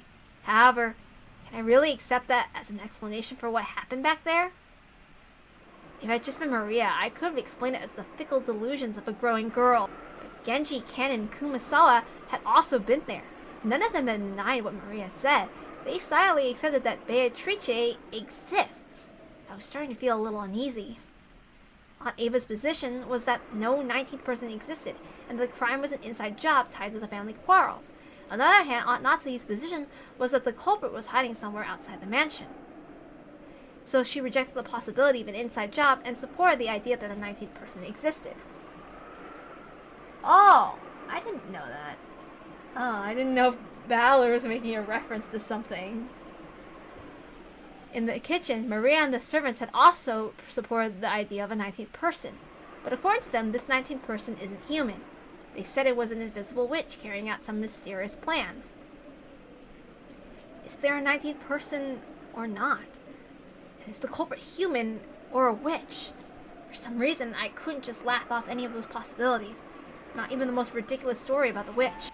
Jessica, all I know about the story of the witch is that the adults made it up to keep the kids too scared to enter the forest. But the story is different here in the mansion? I feel the same way you do, okay? I think it was just a stupid ghost story the parents made up so the kids would listen to them. But I can't deny the atmosphere inside the mansion makes it a little hard to say it out loud. After all, grandfathers proclaimed that Beatrice exists, and because of their position, the servants can't doubt that. Even Uncle Kraus and Aunt Natsu don't want to get into the fight with him, so on the surface they go along with it. So it's probably fair to say that doubting the existence of Beatrice is taboo to those who live and work inside this mansion. Unlike the rest of us, who only come here once a year. Is that right? Jessica took a deep breath in admiration. It looked like Aniki had guessed right. It's just like you said. No one really believes it on the inside. But on the outside, they accept that she exists. See, it's just like the way some people are about God. Even if they know God doesn't exist, they feel like it'd be uncouth if they actually said it out loud. How do you think the servants feel about it? Are they just going along with it because grandfather, their employer, says that she exists? Oh, spiders are okay. I used to be scared of those, but they're okay now, a little. I just don't want them to crawl on me. They're pretty cool. I'm not scared of ants either. Well, I don't really know the details, but between the servants and the story about Beatrice has been treated sort of like a ghost story. Remember yesterday when Shannon was talking to us down by the beach? That story about how one night she was doing the rounds of the mansion, she saw something unsettling? She did say something like that, didn't she? Back then I thought she was just being nice to really help improve Maria's mood. But it felt like she was serious when she said it. That's right, she definitely said it. She definitely said that same kind of thing that Genji and the rest had all unanimously declared back in the kitchen. In addition, some servants have also seen the will-o'-wisps and glittering butterflies dancing around. Kanon also saw something like that when he went patrolling one night. And recently, you often hear servants talking about strange footsteps heard inside the mansion near midnight. We've whispered together that Beatrice in the portrait sometimes makes her invisible and walks through the mansion. It happened a while ago, but even I have heard footsteps while patrolling at night that resemble these stories. That's right, she definitely said that. Exactly the same thing that I've been told just now. But there's nothing to be afraid of. Beatrice is another ruler of this mansion, separate from the master. So there's no need to be unnaturally afraid. If you respect her, I hear she won't do anything bad. However, she can be quite terrifying if you don't respect her, right? Correct. I've heard that just before I began working here. Someone who spoke badly about Beatrice fell down the stairs and quit after receiving a large injury to their back. Because of that, there's a rumor between the servants that Beatrice's anger had been brought down upon this person. If you don't respect her, you'll suffer her wrath and get hurt. So, to the servants, Beatrice's existence is just as credible as that story. If you pull pranks on Inari, you'll gain the Kitsune's curse.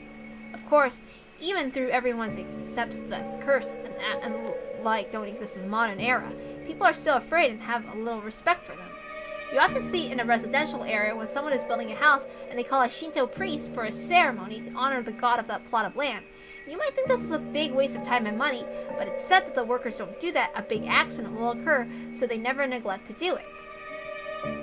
You also hear about how if an Inari shrine is carelessly removed during a town replanning, there'd be a curse by Kitsune. I think I might have read somewhere that the occupying forces were trying to expand an airport. They tried to remove an Inari that was in the way, and the workers kept getting struck down by mysterious fevers. Even in modern cities like Tokyo, it wasn't rare to see modern buildings packed all around an old Inari shrine, leaving the shrine itself untouched. And this wasn't limited to Japan. It's probably similar to how foreigners baptize babies. If I remember right, by Christian doctrine, if unbaptized souls have even the slightest amount of sin, they'll still go to hell. That sounds like shit. Oops. Sorry. I'm just saying that people shouldn't go to hell just because they have a little bit of sin or whatever. Putting water on the child's forehead doesn't do anything but make them cry. But by doing just that, parents can prevent their children from going to hell. They'll happily go through with that ceremony. In short, even in this modern society of reason, we're still unable to throw away every trace of belief and fear. You could even say that we accept certain sorts of supernatural things, though in a passive way. Maybe the only difference on this island is that Beatrice is the object of that worship. Yeah, it's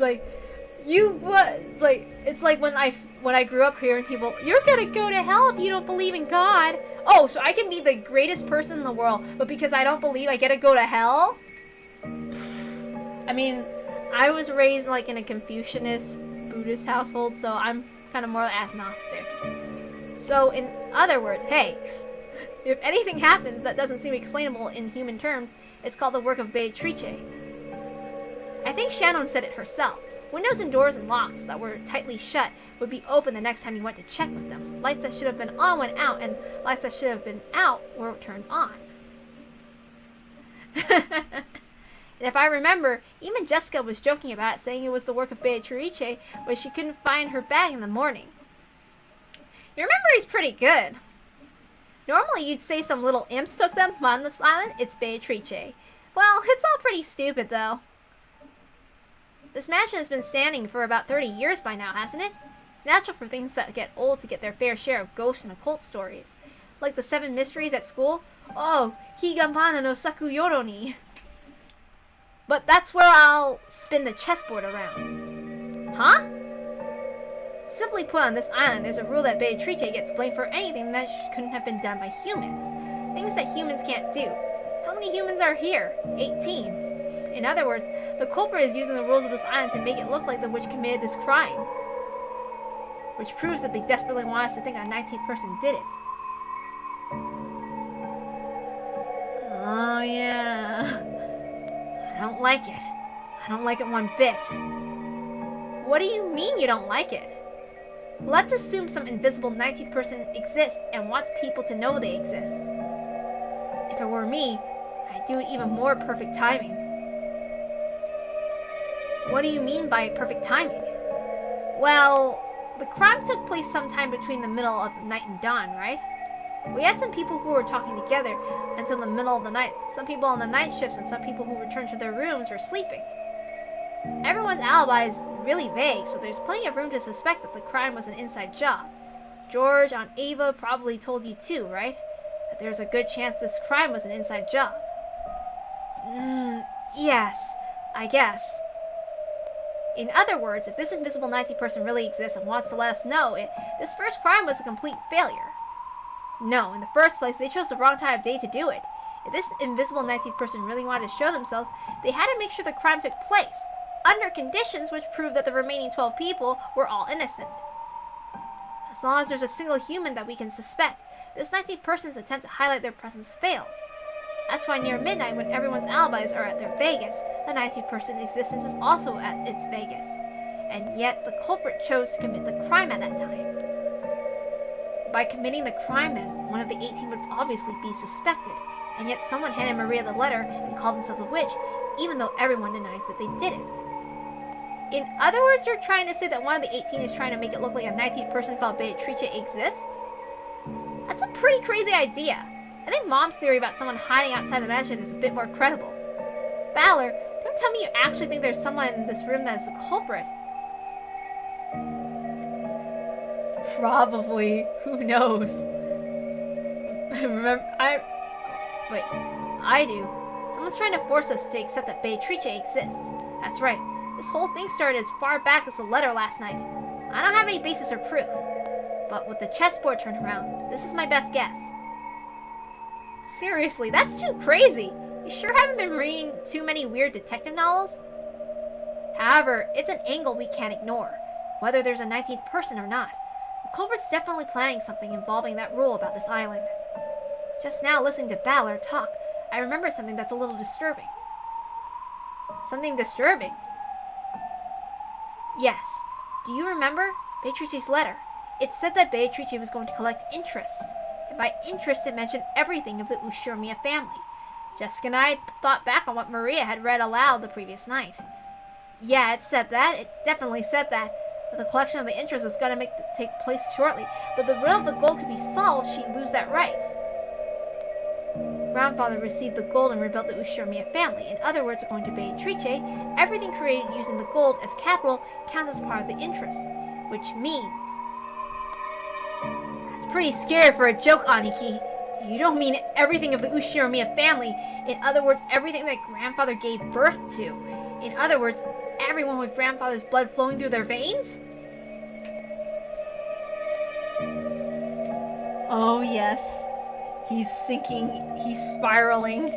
If you interpret the letter that way, these murders are just Beatrice legitimately collecting interest. If that's the case, these crimes will continue, because the collection of interest is still only halfway completed. George turned around, looking over the parlor. There were still many people who held the name Ushiromia, and because Goda and Shannon had already been killed, we knew that not even the servants were safe, despite lacking the Ushiromia name. So, are they planning to kill us all? But that's weird, George! In that case, why only 6 people? They should have been able to kill a lot more. At worst, it should have been possible for them to assault everyone while they were sleeping and kill them in a single night. Why didn't they do that? The special clause. If someone manages to solve the riddle of the gold, their right to the interest will be lost. And remember how the letter ended. It challenged us all to solve the riddle of Grandfather's gold.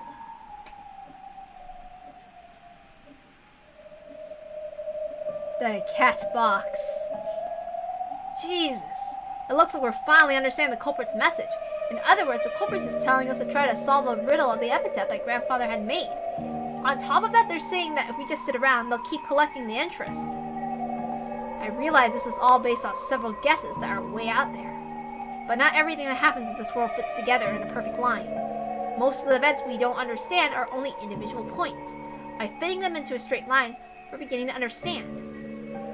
When the points at either end of the lines are really close, the line itself is more logical and easier to understand. And when those points are really far away, the opposite is true.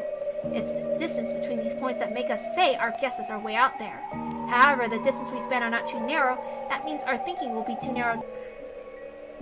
Is there a difference between making guesses and reasoning?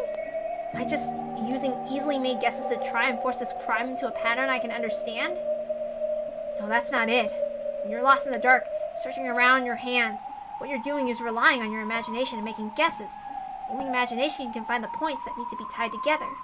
Reasoning is nothing more than the act of drawing lines between them. If you can't imagine, you can't reason. What I'm doing right now might be way out there, but I'm sure it isn't a mistake either. Only the power of imagination can pull clues out from the darkness. Then I can use the power of reasoning to tie those clues together. It was a lot like the process of searching out an enemy's weak point and striking. It's okay if I'm way out there. Find a weak point first, then we can think about how to strike. Right now is the time to find the points that we can tie together later.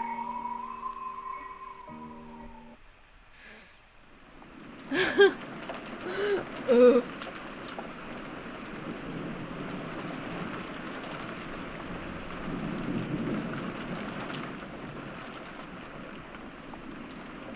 For the time being, I put aside whether a 19th person existed, and announced our theory that the goal of the culprit might have been to make us solve the riddle of the epitaph. Uncle Hideyoshi seemed to be extremely interested, but Aunt Natsuhi said it was ridiculous and dismissed it. Of course, if you think about it that way, even that letter from yesterday makes sense. That motive seems to fit very well with the facts. Set aside whoever it was gave Maria the letter. Ah! Beatrice exists! Ah! Even though she was puffing up her cheeks in that cute way she'd been doing yesterday, I couldn't think of it as cute. If I poked fun at her, it might suddenly transform into a creepy laugh.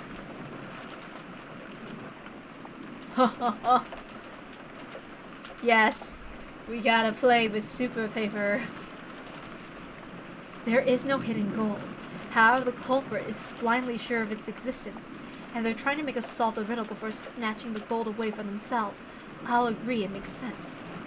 However, if that were the case, why would they start by killing those most highly ranked in the Ushirimiya family? I see your point. If they wanted to make us solve the riddle, killing those closest to Kinzo doesn't sound like a good plan to me. That's true enough, and if we were going with that argument, wouldn't it have been quicker to threaten father in the first place? You think it'd be faster to just ask the person who wrote it, rather than try to force us to solve it? You got a point there. Still, I think it'd take more than your average threat to make father spill the beans. Anyone who knows Kinzo well would probably realize he won't bow to ordinary threats. He's the man who bears the responsibility for the Ushirimiya family and all its vast wealth. He's been exposed to many threats and attacks in the past. The family only prospers today because he was able to overcome all of them. That's freaking right! I can't even imagine our grandfather obeying someone because of a threat. Jessica, watch your language. Yes, Mom. In that case, what about this idea? No, wait. Is this one also way out there? I couldn't hesitate. Out there ideas are like bows and arrows. It might be hard to hit, but it's a great weapon because you can hit enemies far away. They say most people who died in battles were killed by arrow wounds. In a battle, you can't just shoot off one arrow. You shoot off a whole bunch of arrows at once, pushing forwards toward the enemy troops with a wall of them. So keep shooting over and over. Create a wall as you push forwards toward the truth. If the culprit is after the hidden gold, forcing us to solve the riddle wouldn't be very efficient for them. It'd be much quicker and easier to ask the person who made it in the first place. In that case, the question is this all a message directed at Grandfather? In other words, these murders were a threat made against Grandfather. If he didn't tell the culprit where the gold was, his family members would be killed off one by one. What if we weren't the only ones being forced to solve this riddle? What if Grandfather was too? Think about it that way, it explains Grandfather's mysterious disappearance. If the culprit has already attacked Grandfather, then judging by the state of the corpses we were left with, he should have been left on display somewhere and that horrible makeup added. But despite that, we haven't found him still. So does that mean Grandfather's been kidnapped and is being held somewhere? How could? You aren't saying, how could? That sounds interesting. So Grandfather's being confined somewhere and the culprit's saying that we'll be killed off one by one if he doesn't tell them where the gold is. It pains me to imagine how you find that interesting. Aunt Natsu glared at her, but Aunt Ava just smiled calmly. Since we still haven't seen him after all this time, I think it's almost certain that Grandfather's gotten caught up in the crime. If you think about it, you can't just ignore Balor's theory, right? Be quiet, George. In the first place, when did Father actually disappear? Who was the last person to see Father? It was probably me. This morning, when we didn't know where my husband and the rest were, we discussed the possibility of them being in Father's study. I went in to check his room and greeted him there. Come to think of it, I've been holding the key to his study this whole time, haven't I? Genji, let me return this key to you. Aunt Natsu pulled out the gold key and handed it to Genji. Looking at the key, Aunt Ava giggled. Hey, Genji. I'm sure the police will inspect Father's room thoroughly. If there's anything hidden in there, it'll just be exposed anyway. So maybe it'd be better if you just told us about it right here, right now. Yeah, I can't help but love her. What are you talking about? It's simple. Father's study is a closed room with no way in or out except for the key, right? I want to verify whether that's true. There's one entrance to Father's study. What about the window? Any other entrances or exits? There are none. There's no way to get in except in the entrance. You sure about that? There isn't some secret hidden door or anything? Since Father isn't here, I'm the highest ranked member of the Ushirmiya family. I'm asking you as a representative of the Ushirmiya family head. Remember that when you answer me. Are there any ways in and out of that room other than the main entrance? As Father's closest aide, I'm sure you would know. Aunt Natsuki looked a little offended at the part about the highest ranked family member. Yes. And waited for Genji's answer. I couldn't help but feel a little uncomfortable. How was she going on and on about hidden doors? Like, that one scene with her and Maria, oh man. It's like, yeah, watch me argue with a child. You too, Canon. Kumasawa, if you know, won't you tell me? If there's one, it'd be better if you said so.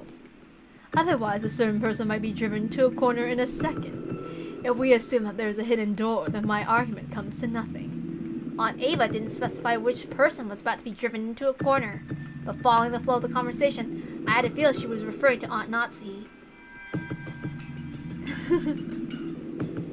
Mother, what are you going on about? Oh, I think that they're about to argue. It might get loud in here for a bit. George, stay quiet for a bit. What do you say, Genji? Canon? Or Kumasawa? Is there a hidden door? Is there a hidden door or not, Genji? When you were in Model Father's study, you must have overseen the construction. I won't let you say you don't know. There is nothing like that in the Master's study. You're sure? What about Canon, the one who's allowed to wear the one-winged eagle? That's right, I'm sure. There's no such hidden door in the Master's study. Kumasawa? No, I haven't heard of such a thing. What about Dr. Nanjo? You had a close relationship with Father. I have never heard of something like that. Very well then. So are you ready? Let me begin. Okay, I think Ava's gonna start an argument soon with Natsuki. It might get really loud. It's very simple. Everyone tilted their head doubtfully, wondering what Aunt Ava was starting to talk about so proudly. Aunt Ava laughed triumphantly as though she were about to reveal a secret only she knew. So, I would suggest when Natsuki and Ava start arguing to maybe lower down the volume because I got a loud ass voice. Natsuki was the last person to spot Father, right? I forget the exact time, but I think it was a little before 9 in the morning. Ne-san, do you remember? I ran into you just as you were about to come out of Father's study, right? Yes, I remember. What does that have to do with anything? And when was the next time you went to visit Father's study? That was after we found the bodies of Nisan and the rest, right? Together with me, you went up to the study to report that, and we discovered he wasn't there. By the way, Ne-san, at that time when you went to enter Father's study, did you notice anything? notice anything. What are you talking about? Come on, you picked up some trash, right? A folded receipt. I do seem to remember picking up some trash. How is that relevant? I got that receipt when I bought some candy at the store before arriving at the airport. Aunt Ava pulled a small bag of candy out of her handbag. Ah, the receipt from the candy you brought from back there? But, Mother, what does that receipt have to do with anything? George, stay quiet and listen for just a bit longer. Uncle Hideyoshi's expression was a little strict. Apparently, he understood what Aunt Ava was getting at. It really was just a whim. I definitely didn't foresee anything, or try to set up a trap for Natsuki or anything like that. Actually, about the receipt, Nei-san, you remember bumping into me right after the last time you saw Father, right? At that time, I wedged this into the door to the study. So, what does that mean? Are you saying no one opened the door until Aunt Natsuki picked up that receipt? Wait a second, Aunt Ava! Wedging a receipt in would be obvious. It's possible that when Grandpa opened the door, he noticed it and found it amusing and stuck it back in the door. Jessica hurriedly argued back. She didn't really know what this all meant. Yes, I love them so much. They are so fun. Whatever it was, it would raise suspicions about her own mother. Of course, I folded up the receipt very small so that no one would notice it. But even if you assume that he saw it fall, he would have no way of knowing how high up the door had been stuck, right? I checked it while Natsuki was taking the key out. The receipt was still stuck not 1 millimeter away from where I put it. I cannot understand why you would pull such a childish prank! I bet that you're the one who did the prank on my door to the room, too! Oh, they're starting to argue. Door to your room. It was unpleasant to talk about, so I never mentioned it. But when I woke up this morning, there were signs of some prank outside of my door, with what was probably the same red paint that was scribbled across the shutter. There were some unpleasant marks, as though someone had been tearing at the door. Wait, what's this? Why'd you keep quiet about this till now? My apologies. Since so many horrible things have occurred since then, I'd completely forgotten about it until this moment. I don't know anything about that. I'm not talking about your door, but the door to Father's room, right? Between the time you confirmed that he was in his room and the time we confirmed that he wasn't, that door wasn't even open once. How did Father get out if he didn't use the door? I don't know that! That's what I want to know! Natsuki, other than you, who else checked to see whether Father was in his room? Last night, the last time I met Kinzo was when we were playing chess. So I was with him until just before dinner. Who saw him after that? I did. I gave him his dinner last night. Yes. Shannon and I were with him. So at that time, Father was definitely still in his room. However, Natsuki, you found out he wasn't there. It looks like all ways in and around the study were closed, right? But even so, you said you met with him this morning. I don't understand why everyone has become so gloomy. Could someone please explain it to me? Father and Mother,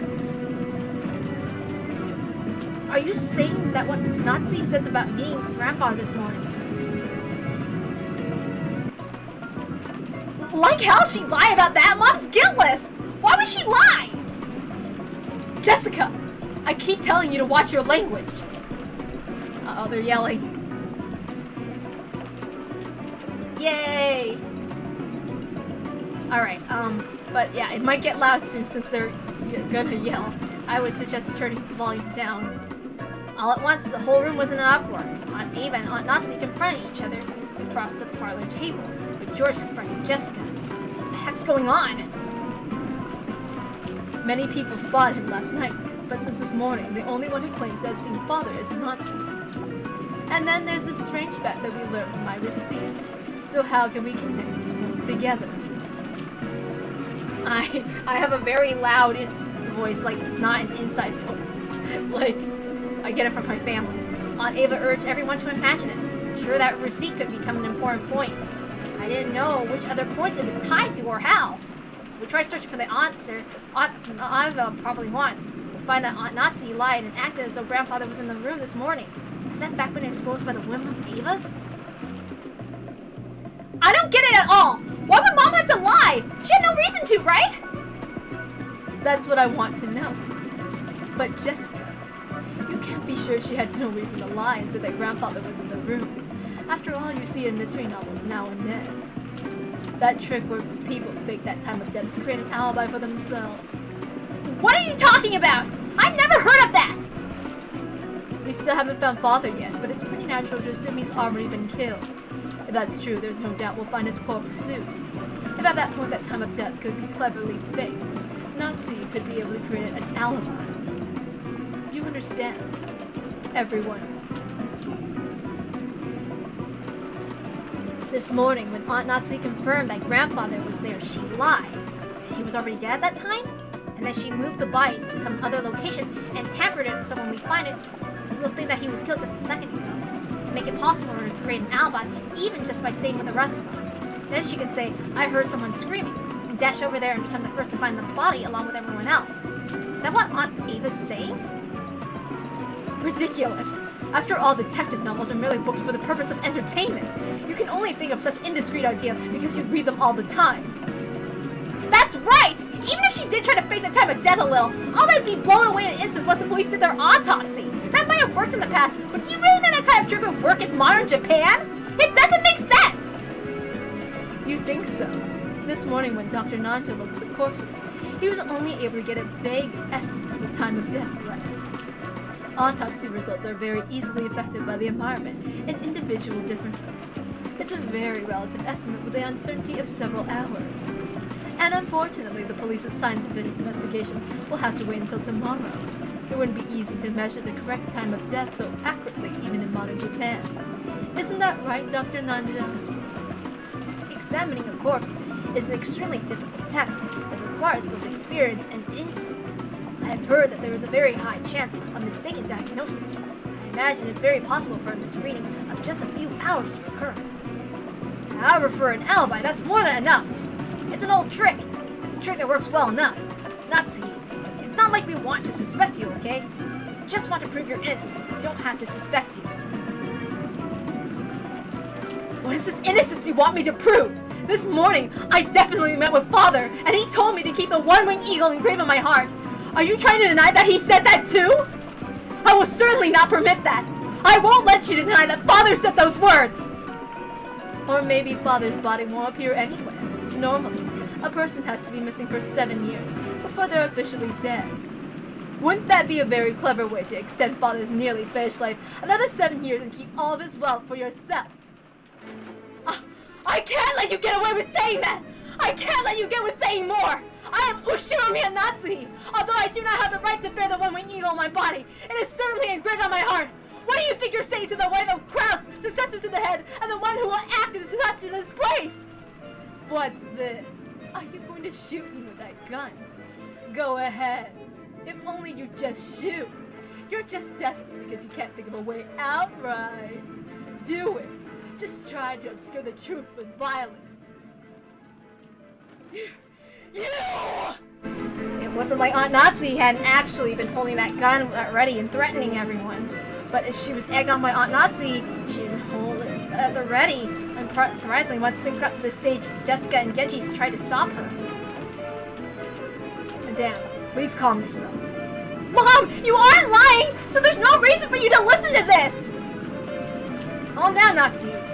All you gotta do is swear that father's definitely in that room. Why are you getting so worked up?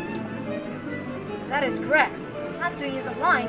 Shouldn't that be the end of it? Then I want you to explain. How did father manage to disappear from the room? The window was closed tight from the inside. The same was true for the door, right?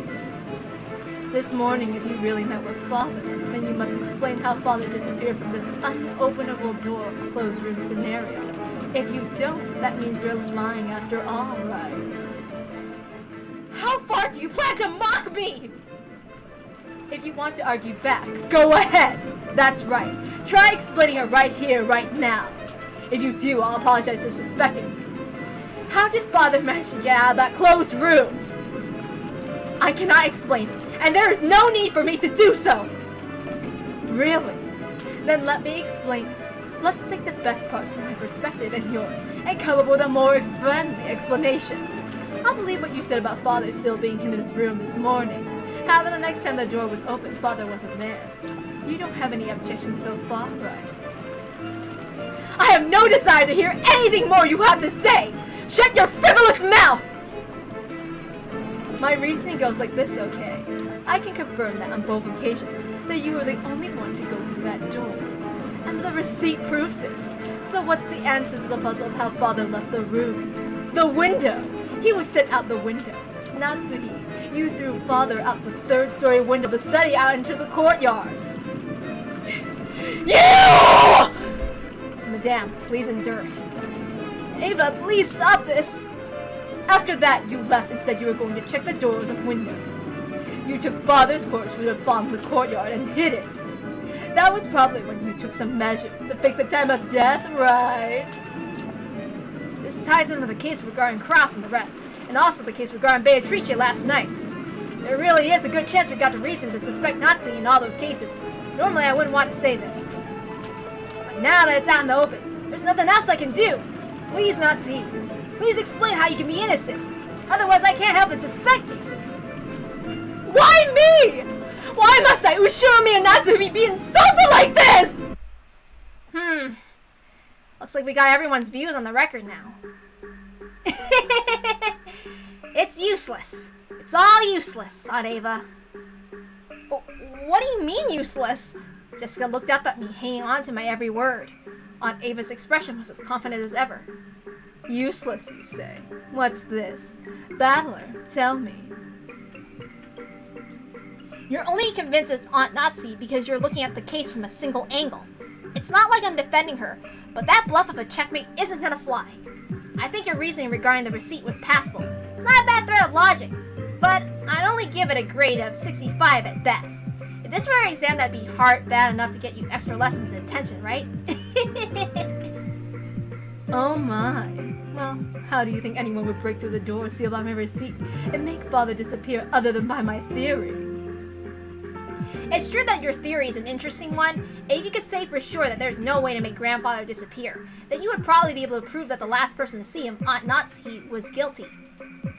However, since there's a possibility she's innocent and these accusations are false, we can't be sure of that. Then Battler, are you saying someone other than Natsuki made grandfather disappear? It'd be impossible for anyone else to do it. My receipt proved that right. After all, the time she first visited the study, until the second time when we first visited together, the study was perfectly closed room. When the seal was broken on the closed room, he was already missing. If that doesn't prove that she's the culprit, what kind of trick could they have used? Like I said, Aunt Ava, only 65 points. So let's try spinning the chessboard around, shall we? The question isn't how someone managed to make grandfather disappear from the outside. We should think about how grandfather disappeared from the inside. The door had the receipt stuck on it, so it couldn't have been used.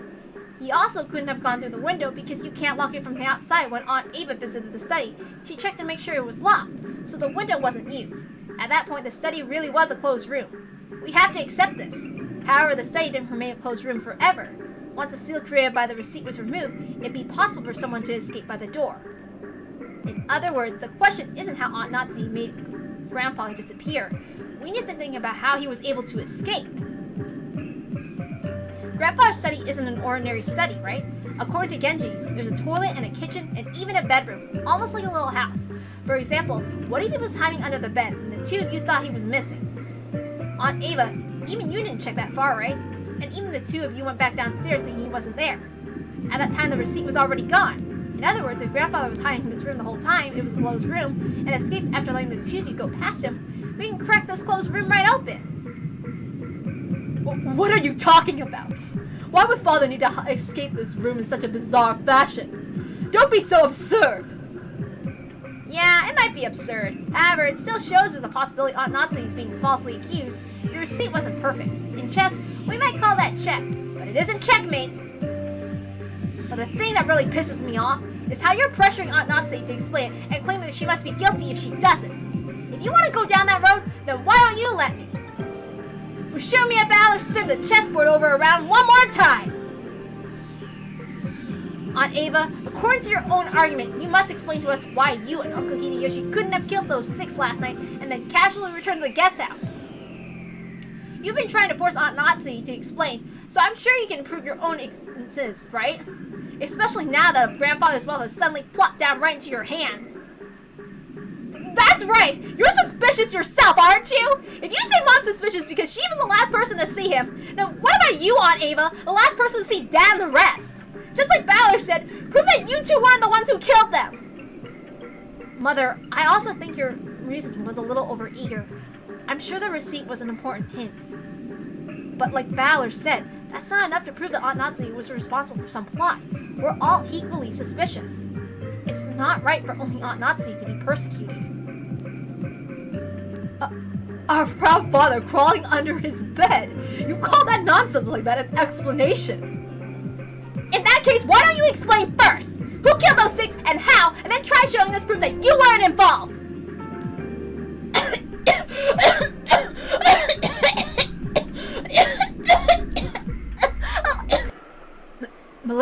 Milady. Jessica suddenly started coughing. At first I thought she was just choking after yelling too loud, but before long, I realized how painful it looked. Jessica kept coughing and coughing down her hands and knees. Jessica, hang in there. Dr. Nanjo.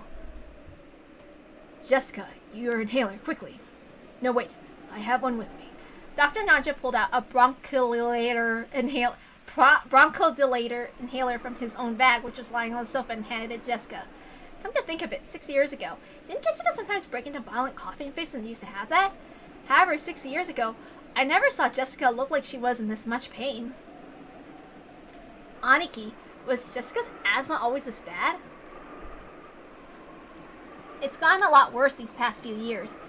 It's no problem when she's normal, but when an attack comes suddenly, she can't stop coughing anymore.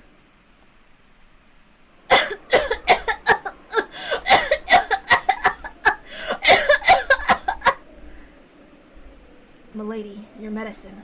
Here.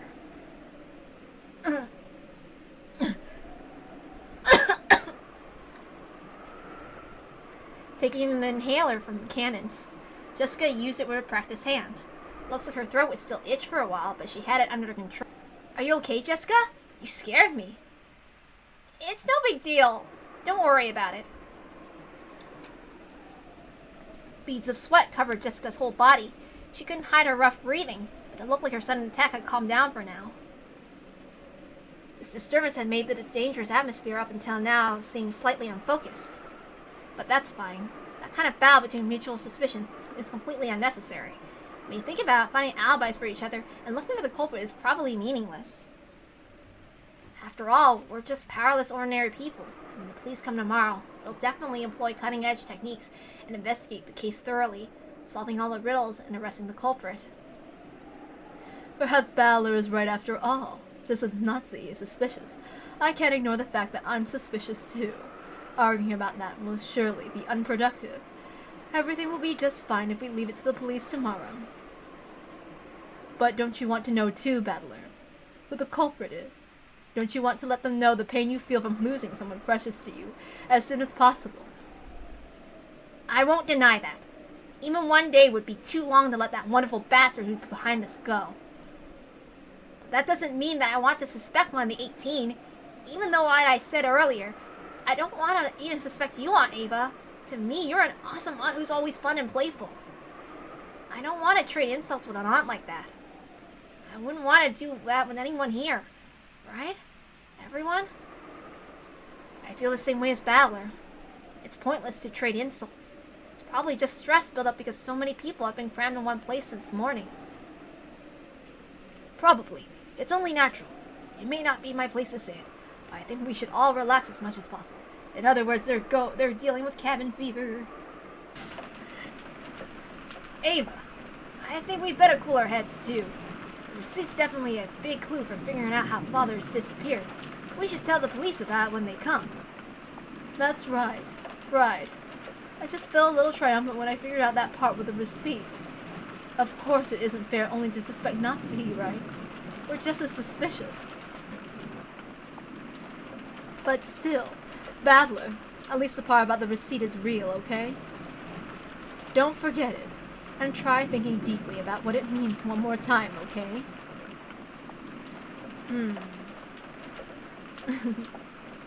Aunt Ava and Uncle Hideyoshi stood up. It looked like they were planning to leave the parlor.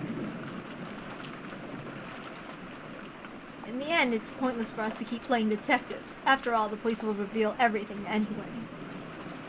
That's right. Even if we don't play this detective game, the typhoon will pass. When we see those lively seagulls return to the harbor, everything will settle itself. That's right. If you think about it, this kind of crime is completely trivial. It'll definitely be resolved, even if we do nothing. And the seagulls cry. Oof. Natsuki, I take it you don't want to see my face anymore. I feel the same. If I remember correctly yesterday, you had some rooms prepared for us in the mansion so that we wouldn't need to go back to the guest house, right? Those should have each a bath and a toilet as well as a lock and a chain to secure the door.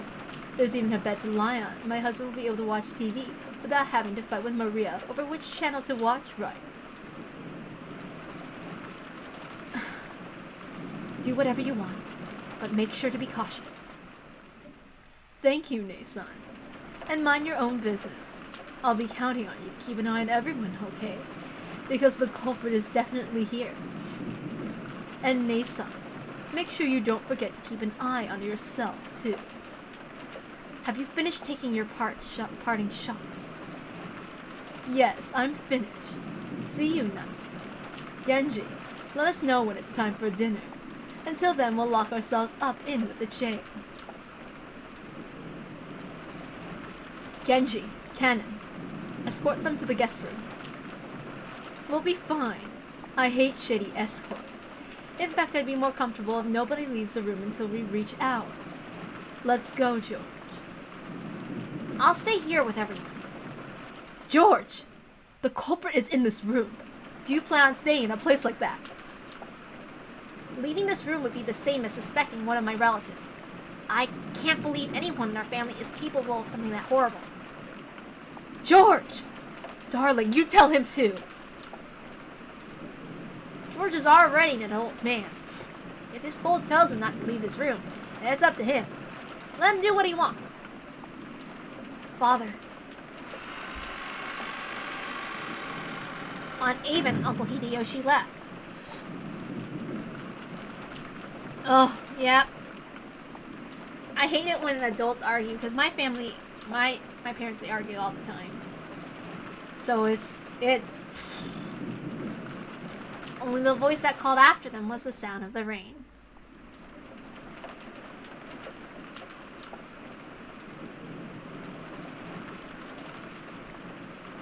The parlor was being buried underneath the savage atmosphere. When I looked at the clock, I was surprised to find that it was already evening. Have we really spent that much time worrying about needless things, talking with each other, and fighting with each other? Feeling bored, I started scratching at my head when Maria and I made eye contact. I was a little surprised since I thought she was completely immersed in the TV. I believe it now. Huh? The letter, the murders, everything. It was all Beatrice. In fact, I almost feel like begging her to come out and take credit for it all. I want it to be the work of a 19th person. Otherwise, 18 of us will have to keep on suspecting each other. I think believing in a 19th person is better than that. Bringing Grandfather outside without opening the doors or windows must be a piece of cake for Beatrice, right? Maria, after taking a single short breath, hung her head and raised her face again. That's right. Locking a door is useless against a witch. Beatrice is familiar with all 72 demons. The 33rd rank gap gives the power to instantly carry the desired person to any location. To her, taking a person out of any closed room isn't hard at all, you see.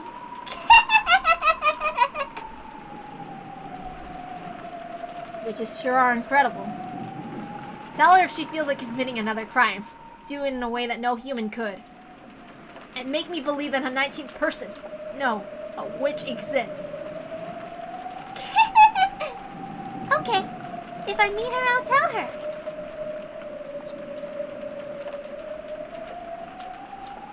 Crap. Nothing's made sense for me for a while now. Just when I want to believe in a 19th person, I deny it. Just when I want to believe there's only 18 people, I deny that too. Even though I wanted there to be more than just 18 people here, I can't accept the existence of a 19th person. In short, even though there are 18 people, there are less than 19 people. The number of people in this mansion is 19 greater than X greater than 18. Wait, am I reading that right, or is it less than? I'm not good at my left and right, folks. I'm challenged. So the number of people can't be represented by an integer. However, it's impossible for there to be anything after the decimal point. You shouldn't be able to show the number of people with anything but an integer. Yet, 19 greater than X greater than 18. How do you explain the fraction less than 1? It's no wonder. That person was something that couldn't be seen. That's why, since you can only write the number of people as an integer, you couldn't see that person, that which cannot be seen. Because Beatrice has no body, therefore she is invisible. Is there a 19th person or not? Does the witch exist or not? 19 greater than X greater than 18, which exists somewhere in that X. Sorry if I'm not reading that part right. I'm not good at reading it. I fail at basic math, me dumb.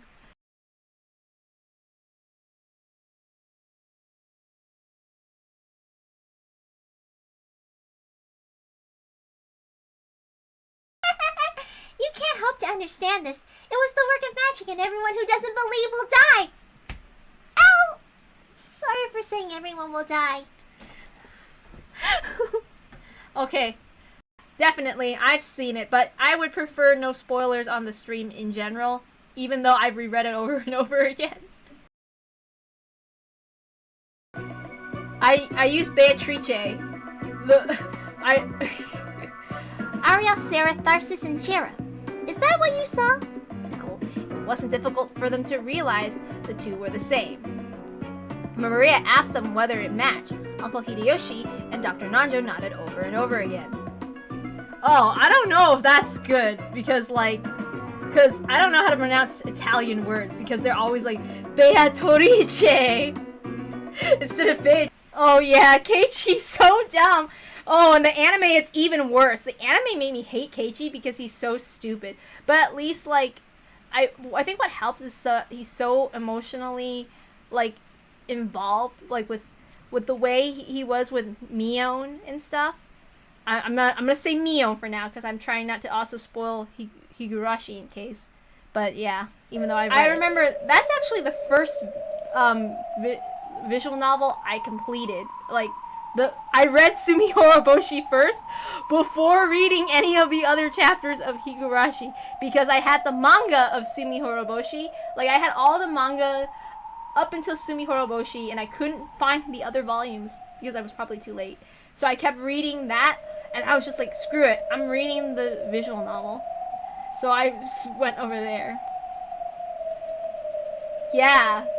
My favorite part where I really got super engaged with the visual novel after that was when the track Birth and Death played, and I think I put all of my Higurashi readings on my YouTube and stuff. Oh. Yeah, that's true. In a way, but I mean when you kind of think about it, oops, I cannot spoil that much, but yes. Anyway,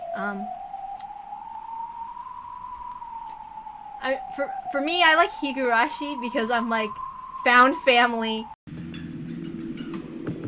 Oh yes. Oh, I love that game. I love Pokemon Mystery Dungeon. Dude.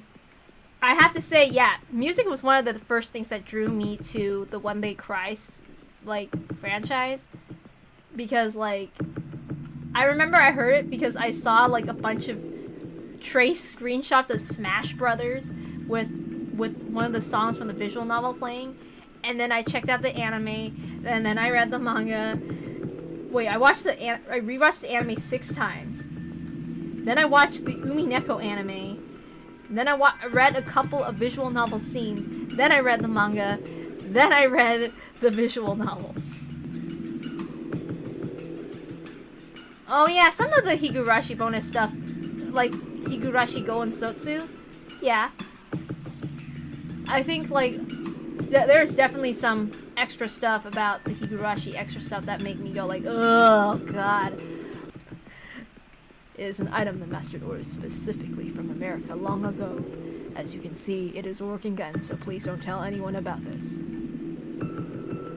Yes. And his food. My favorite is like when what was it? In the White Day thing and the Valentine's one where he makes the chocolates for what's her name again? Beelzebub. I'll feel more secure by keeping an eye on each other. I don't know. I heard something like Higurashi Origins or some other stuff. I don't know. Sometimes I hang around on Twitter, but there's a lot of stuff like how he's like working on the one of the new Silent Hill games or some other stuff. Sounds like a lot. Oh right, Loopers. Right, I heard about that one too. Yeah. I should probably get to reading that. I don't know when it comes out or something. I know I can't read. Oh well, wait. That depends. Can it be streamed? Because I know Kikonia can't be streamed or like certain footage can't be put out after a certain point. I still have to read Kikonia too. I'm in the middle of reading it. Yes, I can't wait either. It'll probably be my first Silent Hill game I play if I ever get to trying to get it. But I have like so many things I want to do. Silence. From how much I'm reading so far, my favorite protagonist is Meow, and I relate to Meow. Meow, meow, meow, meow, meow. I know, right? He clubs him in the head. What? You're a Sagittarius? He shoots him. Oh, was completely negligent. I know. She's like, ah! Holy shit! Get me off this island! Oh man. I wonder.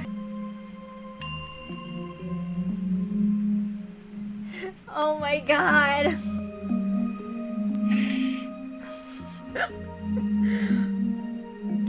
I would just love to see a When They Cry like crossover between the cast. I need more of that in my life. Oh yeah, I did see like the Higurashi gacha app thing. I don't play it because I don't have money to spend, so. And I'm not really feeling like doing the gacha, and I can't read Japanese or whatever. Damn. Yeah, I know, right? I'd like to get that sea glass that Ballard talks about. Oh, yes. Oh, just imagine. Like, Emperor Sonozaki, and then Kinzo, and he'd be like, you call them grimoires. Never.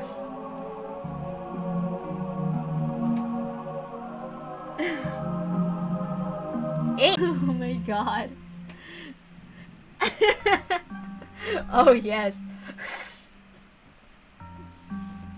Oh my god, just imagine her just going like, like that. Definitely. I won't read in that voice because her voice is scratchy as hell. Oh my god. Yeah. They totally hate each other. It's like, Japanese style is better. Our house is better. Not your stupid island mansion.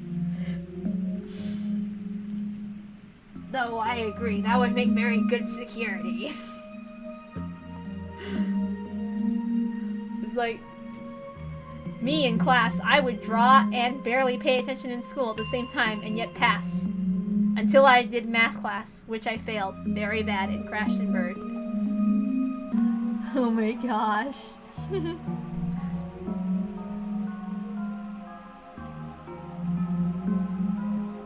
I reading that comic before. Yes. Girl. That sounds like one of those animes with those giant bugs, which I've heard about. I don't remember. The witch. I hope that there are not certain bugs on there, because I'm not comfortable with certain bugs.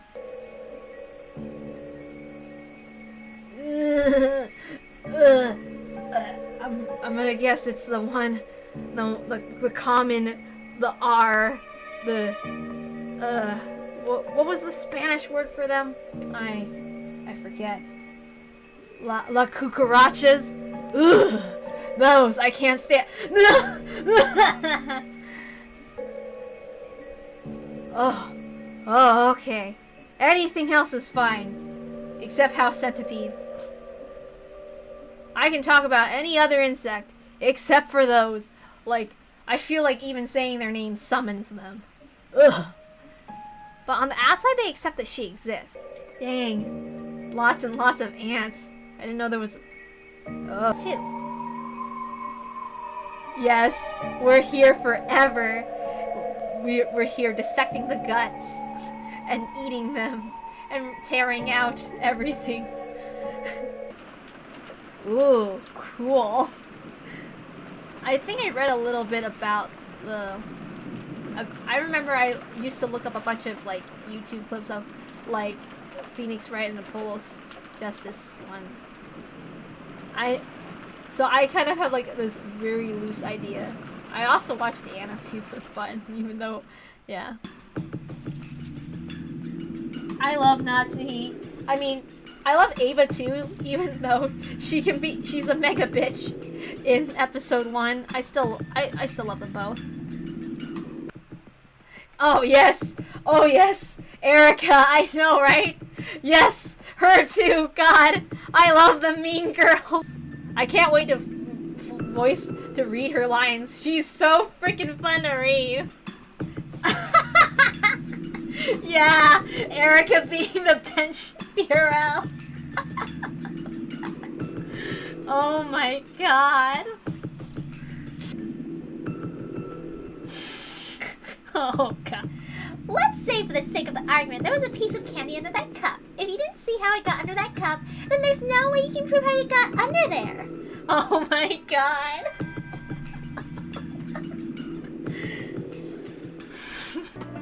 Oh yes, Dalnor. She's fun too. Yes. God, it's so much fun. Oh my god. Oh yes.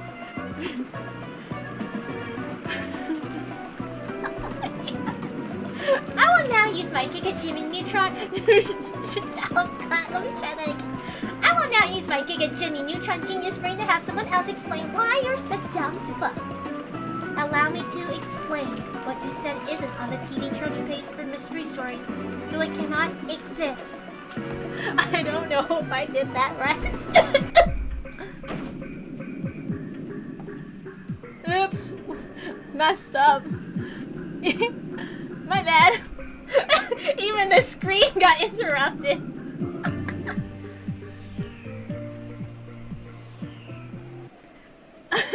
I know, right? Oh yes. Oh, I heard like that battler affected by colorism.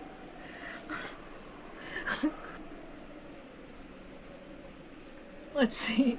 Hold on. I should have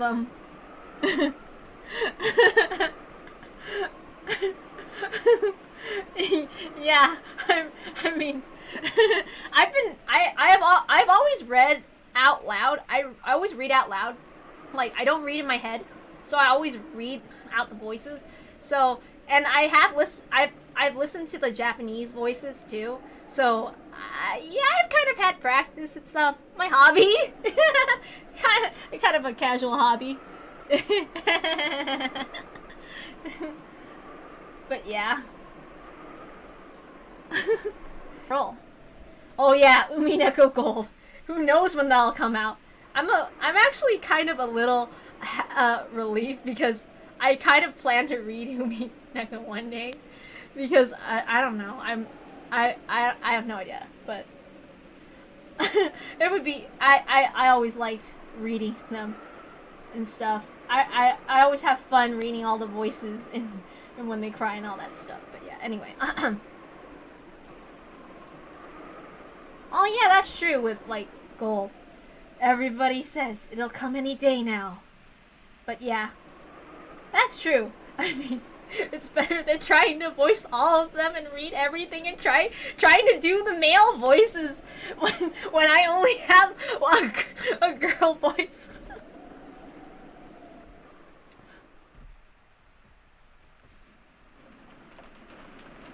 Like, my voice for Kraus is based off of the Umineko parody fandom. Like, oh, father, will you come out?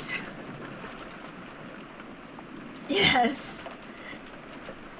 Ava, I think we better cool our heads, too. The receipt's definitely a big clue for figuring out how father's disappeared. That's true. I mean, I guess I could have it modified later to change the PS3 photo stuff. Because, yeah, it does kind of seem odd. And I do prefer the background stuff. Because I was kind of in a rush when I was having it modded before. Because, like, I wanted to read it as soon as possible, but then I forgot I was stuck with the pachinko sprites. And I was like, God damn it, I want to read Umineko already! I want to read it! Yeah, that's true. Yeah. Like, I originally got the game on Steam, so I had to deal with modding it, and I have no idea how to mod, so I had to have help. And I'm like, oh my god. Not the... And, like, I had to do a couple of things, too, to the laptop, apparently. And it took the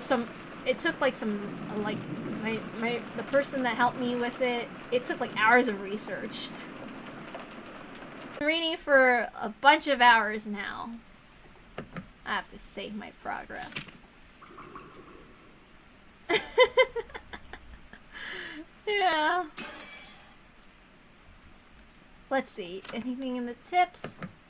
No. And... okay. Same. But yeah. Alright. I usually only read like 5 days a week on the weekdays. I don't read on the weekends, so I will be reading Monday to Friday as usual. I usually start at like 9 p.m. at my time or whatever. So I will be closing up the stream. Yeah. I do it at like 9 p.m. Pacific Western Time every night. Except for weekends. Unless, like, I got sick or something. I usually announce it on my, like, TikTok or my Twitter or something. I got way too much social media. Yes, I gotta check that out. Yes. Okay, I'm gonna end the stream and then I'll check out.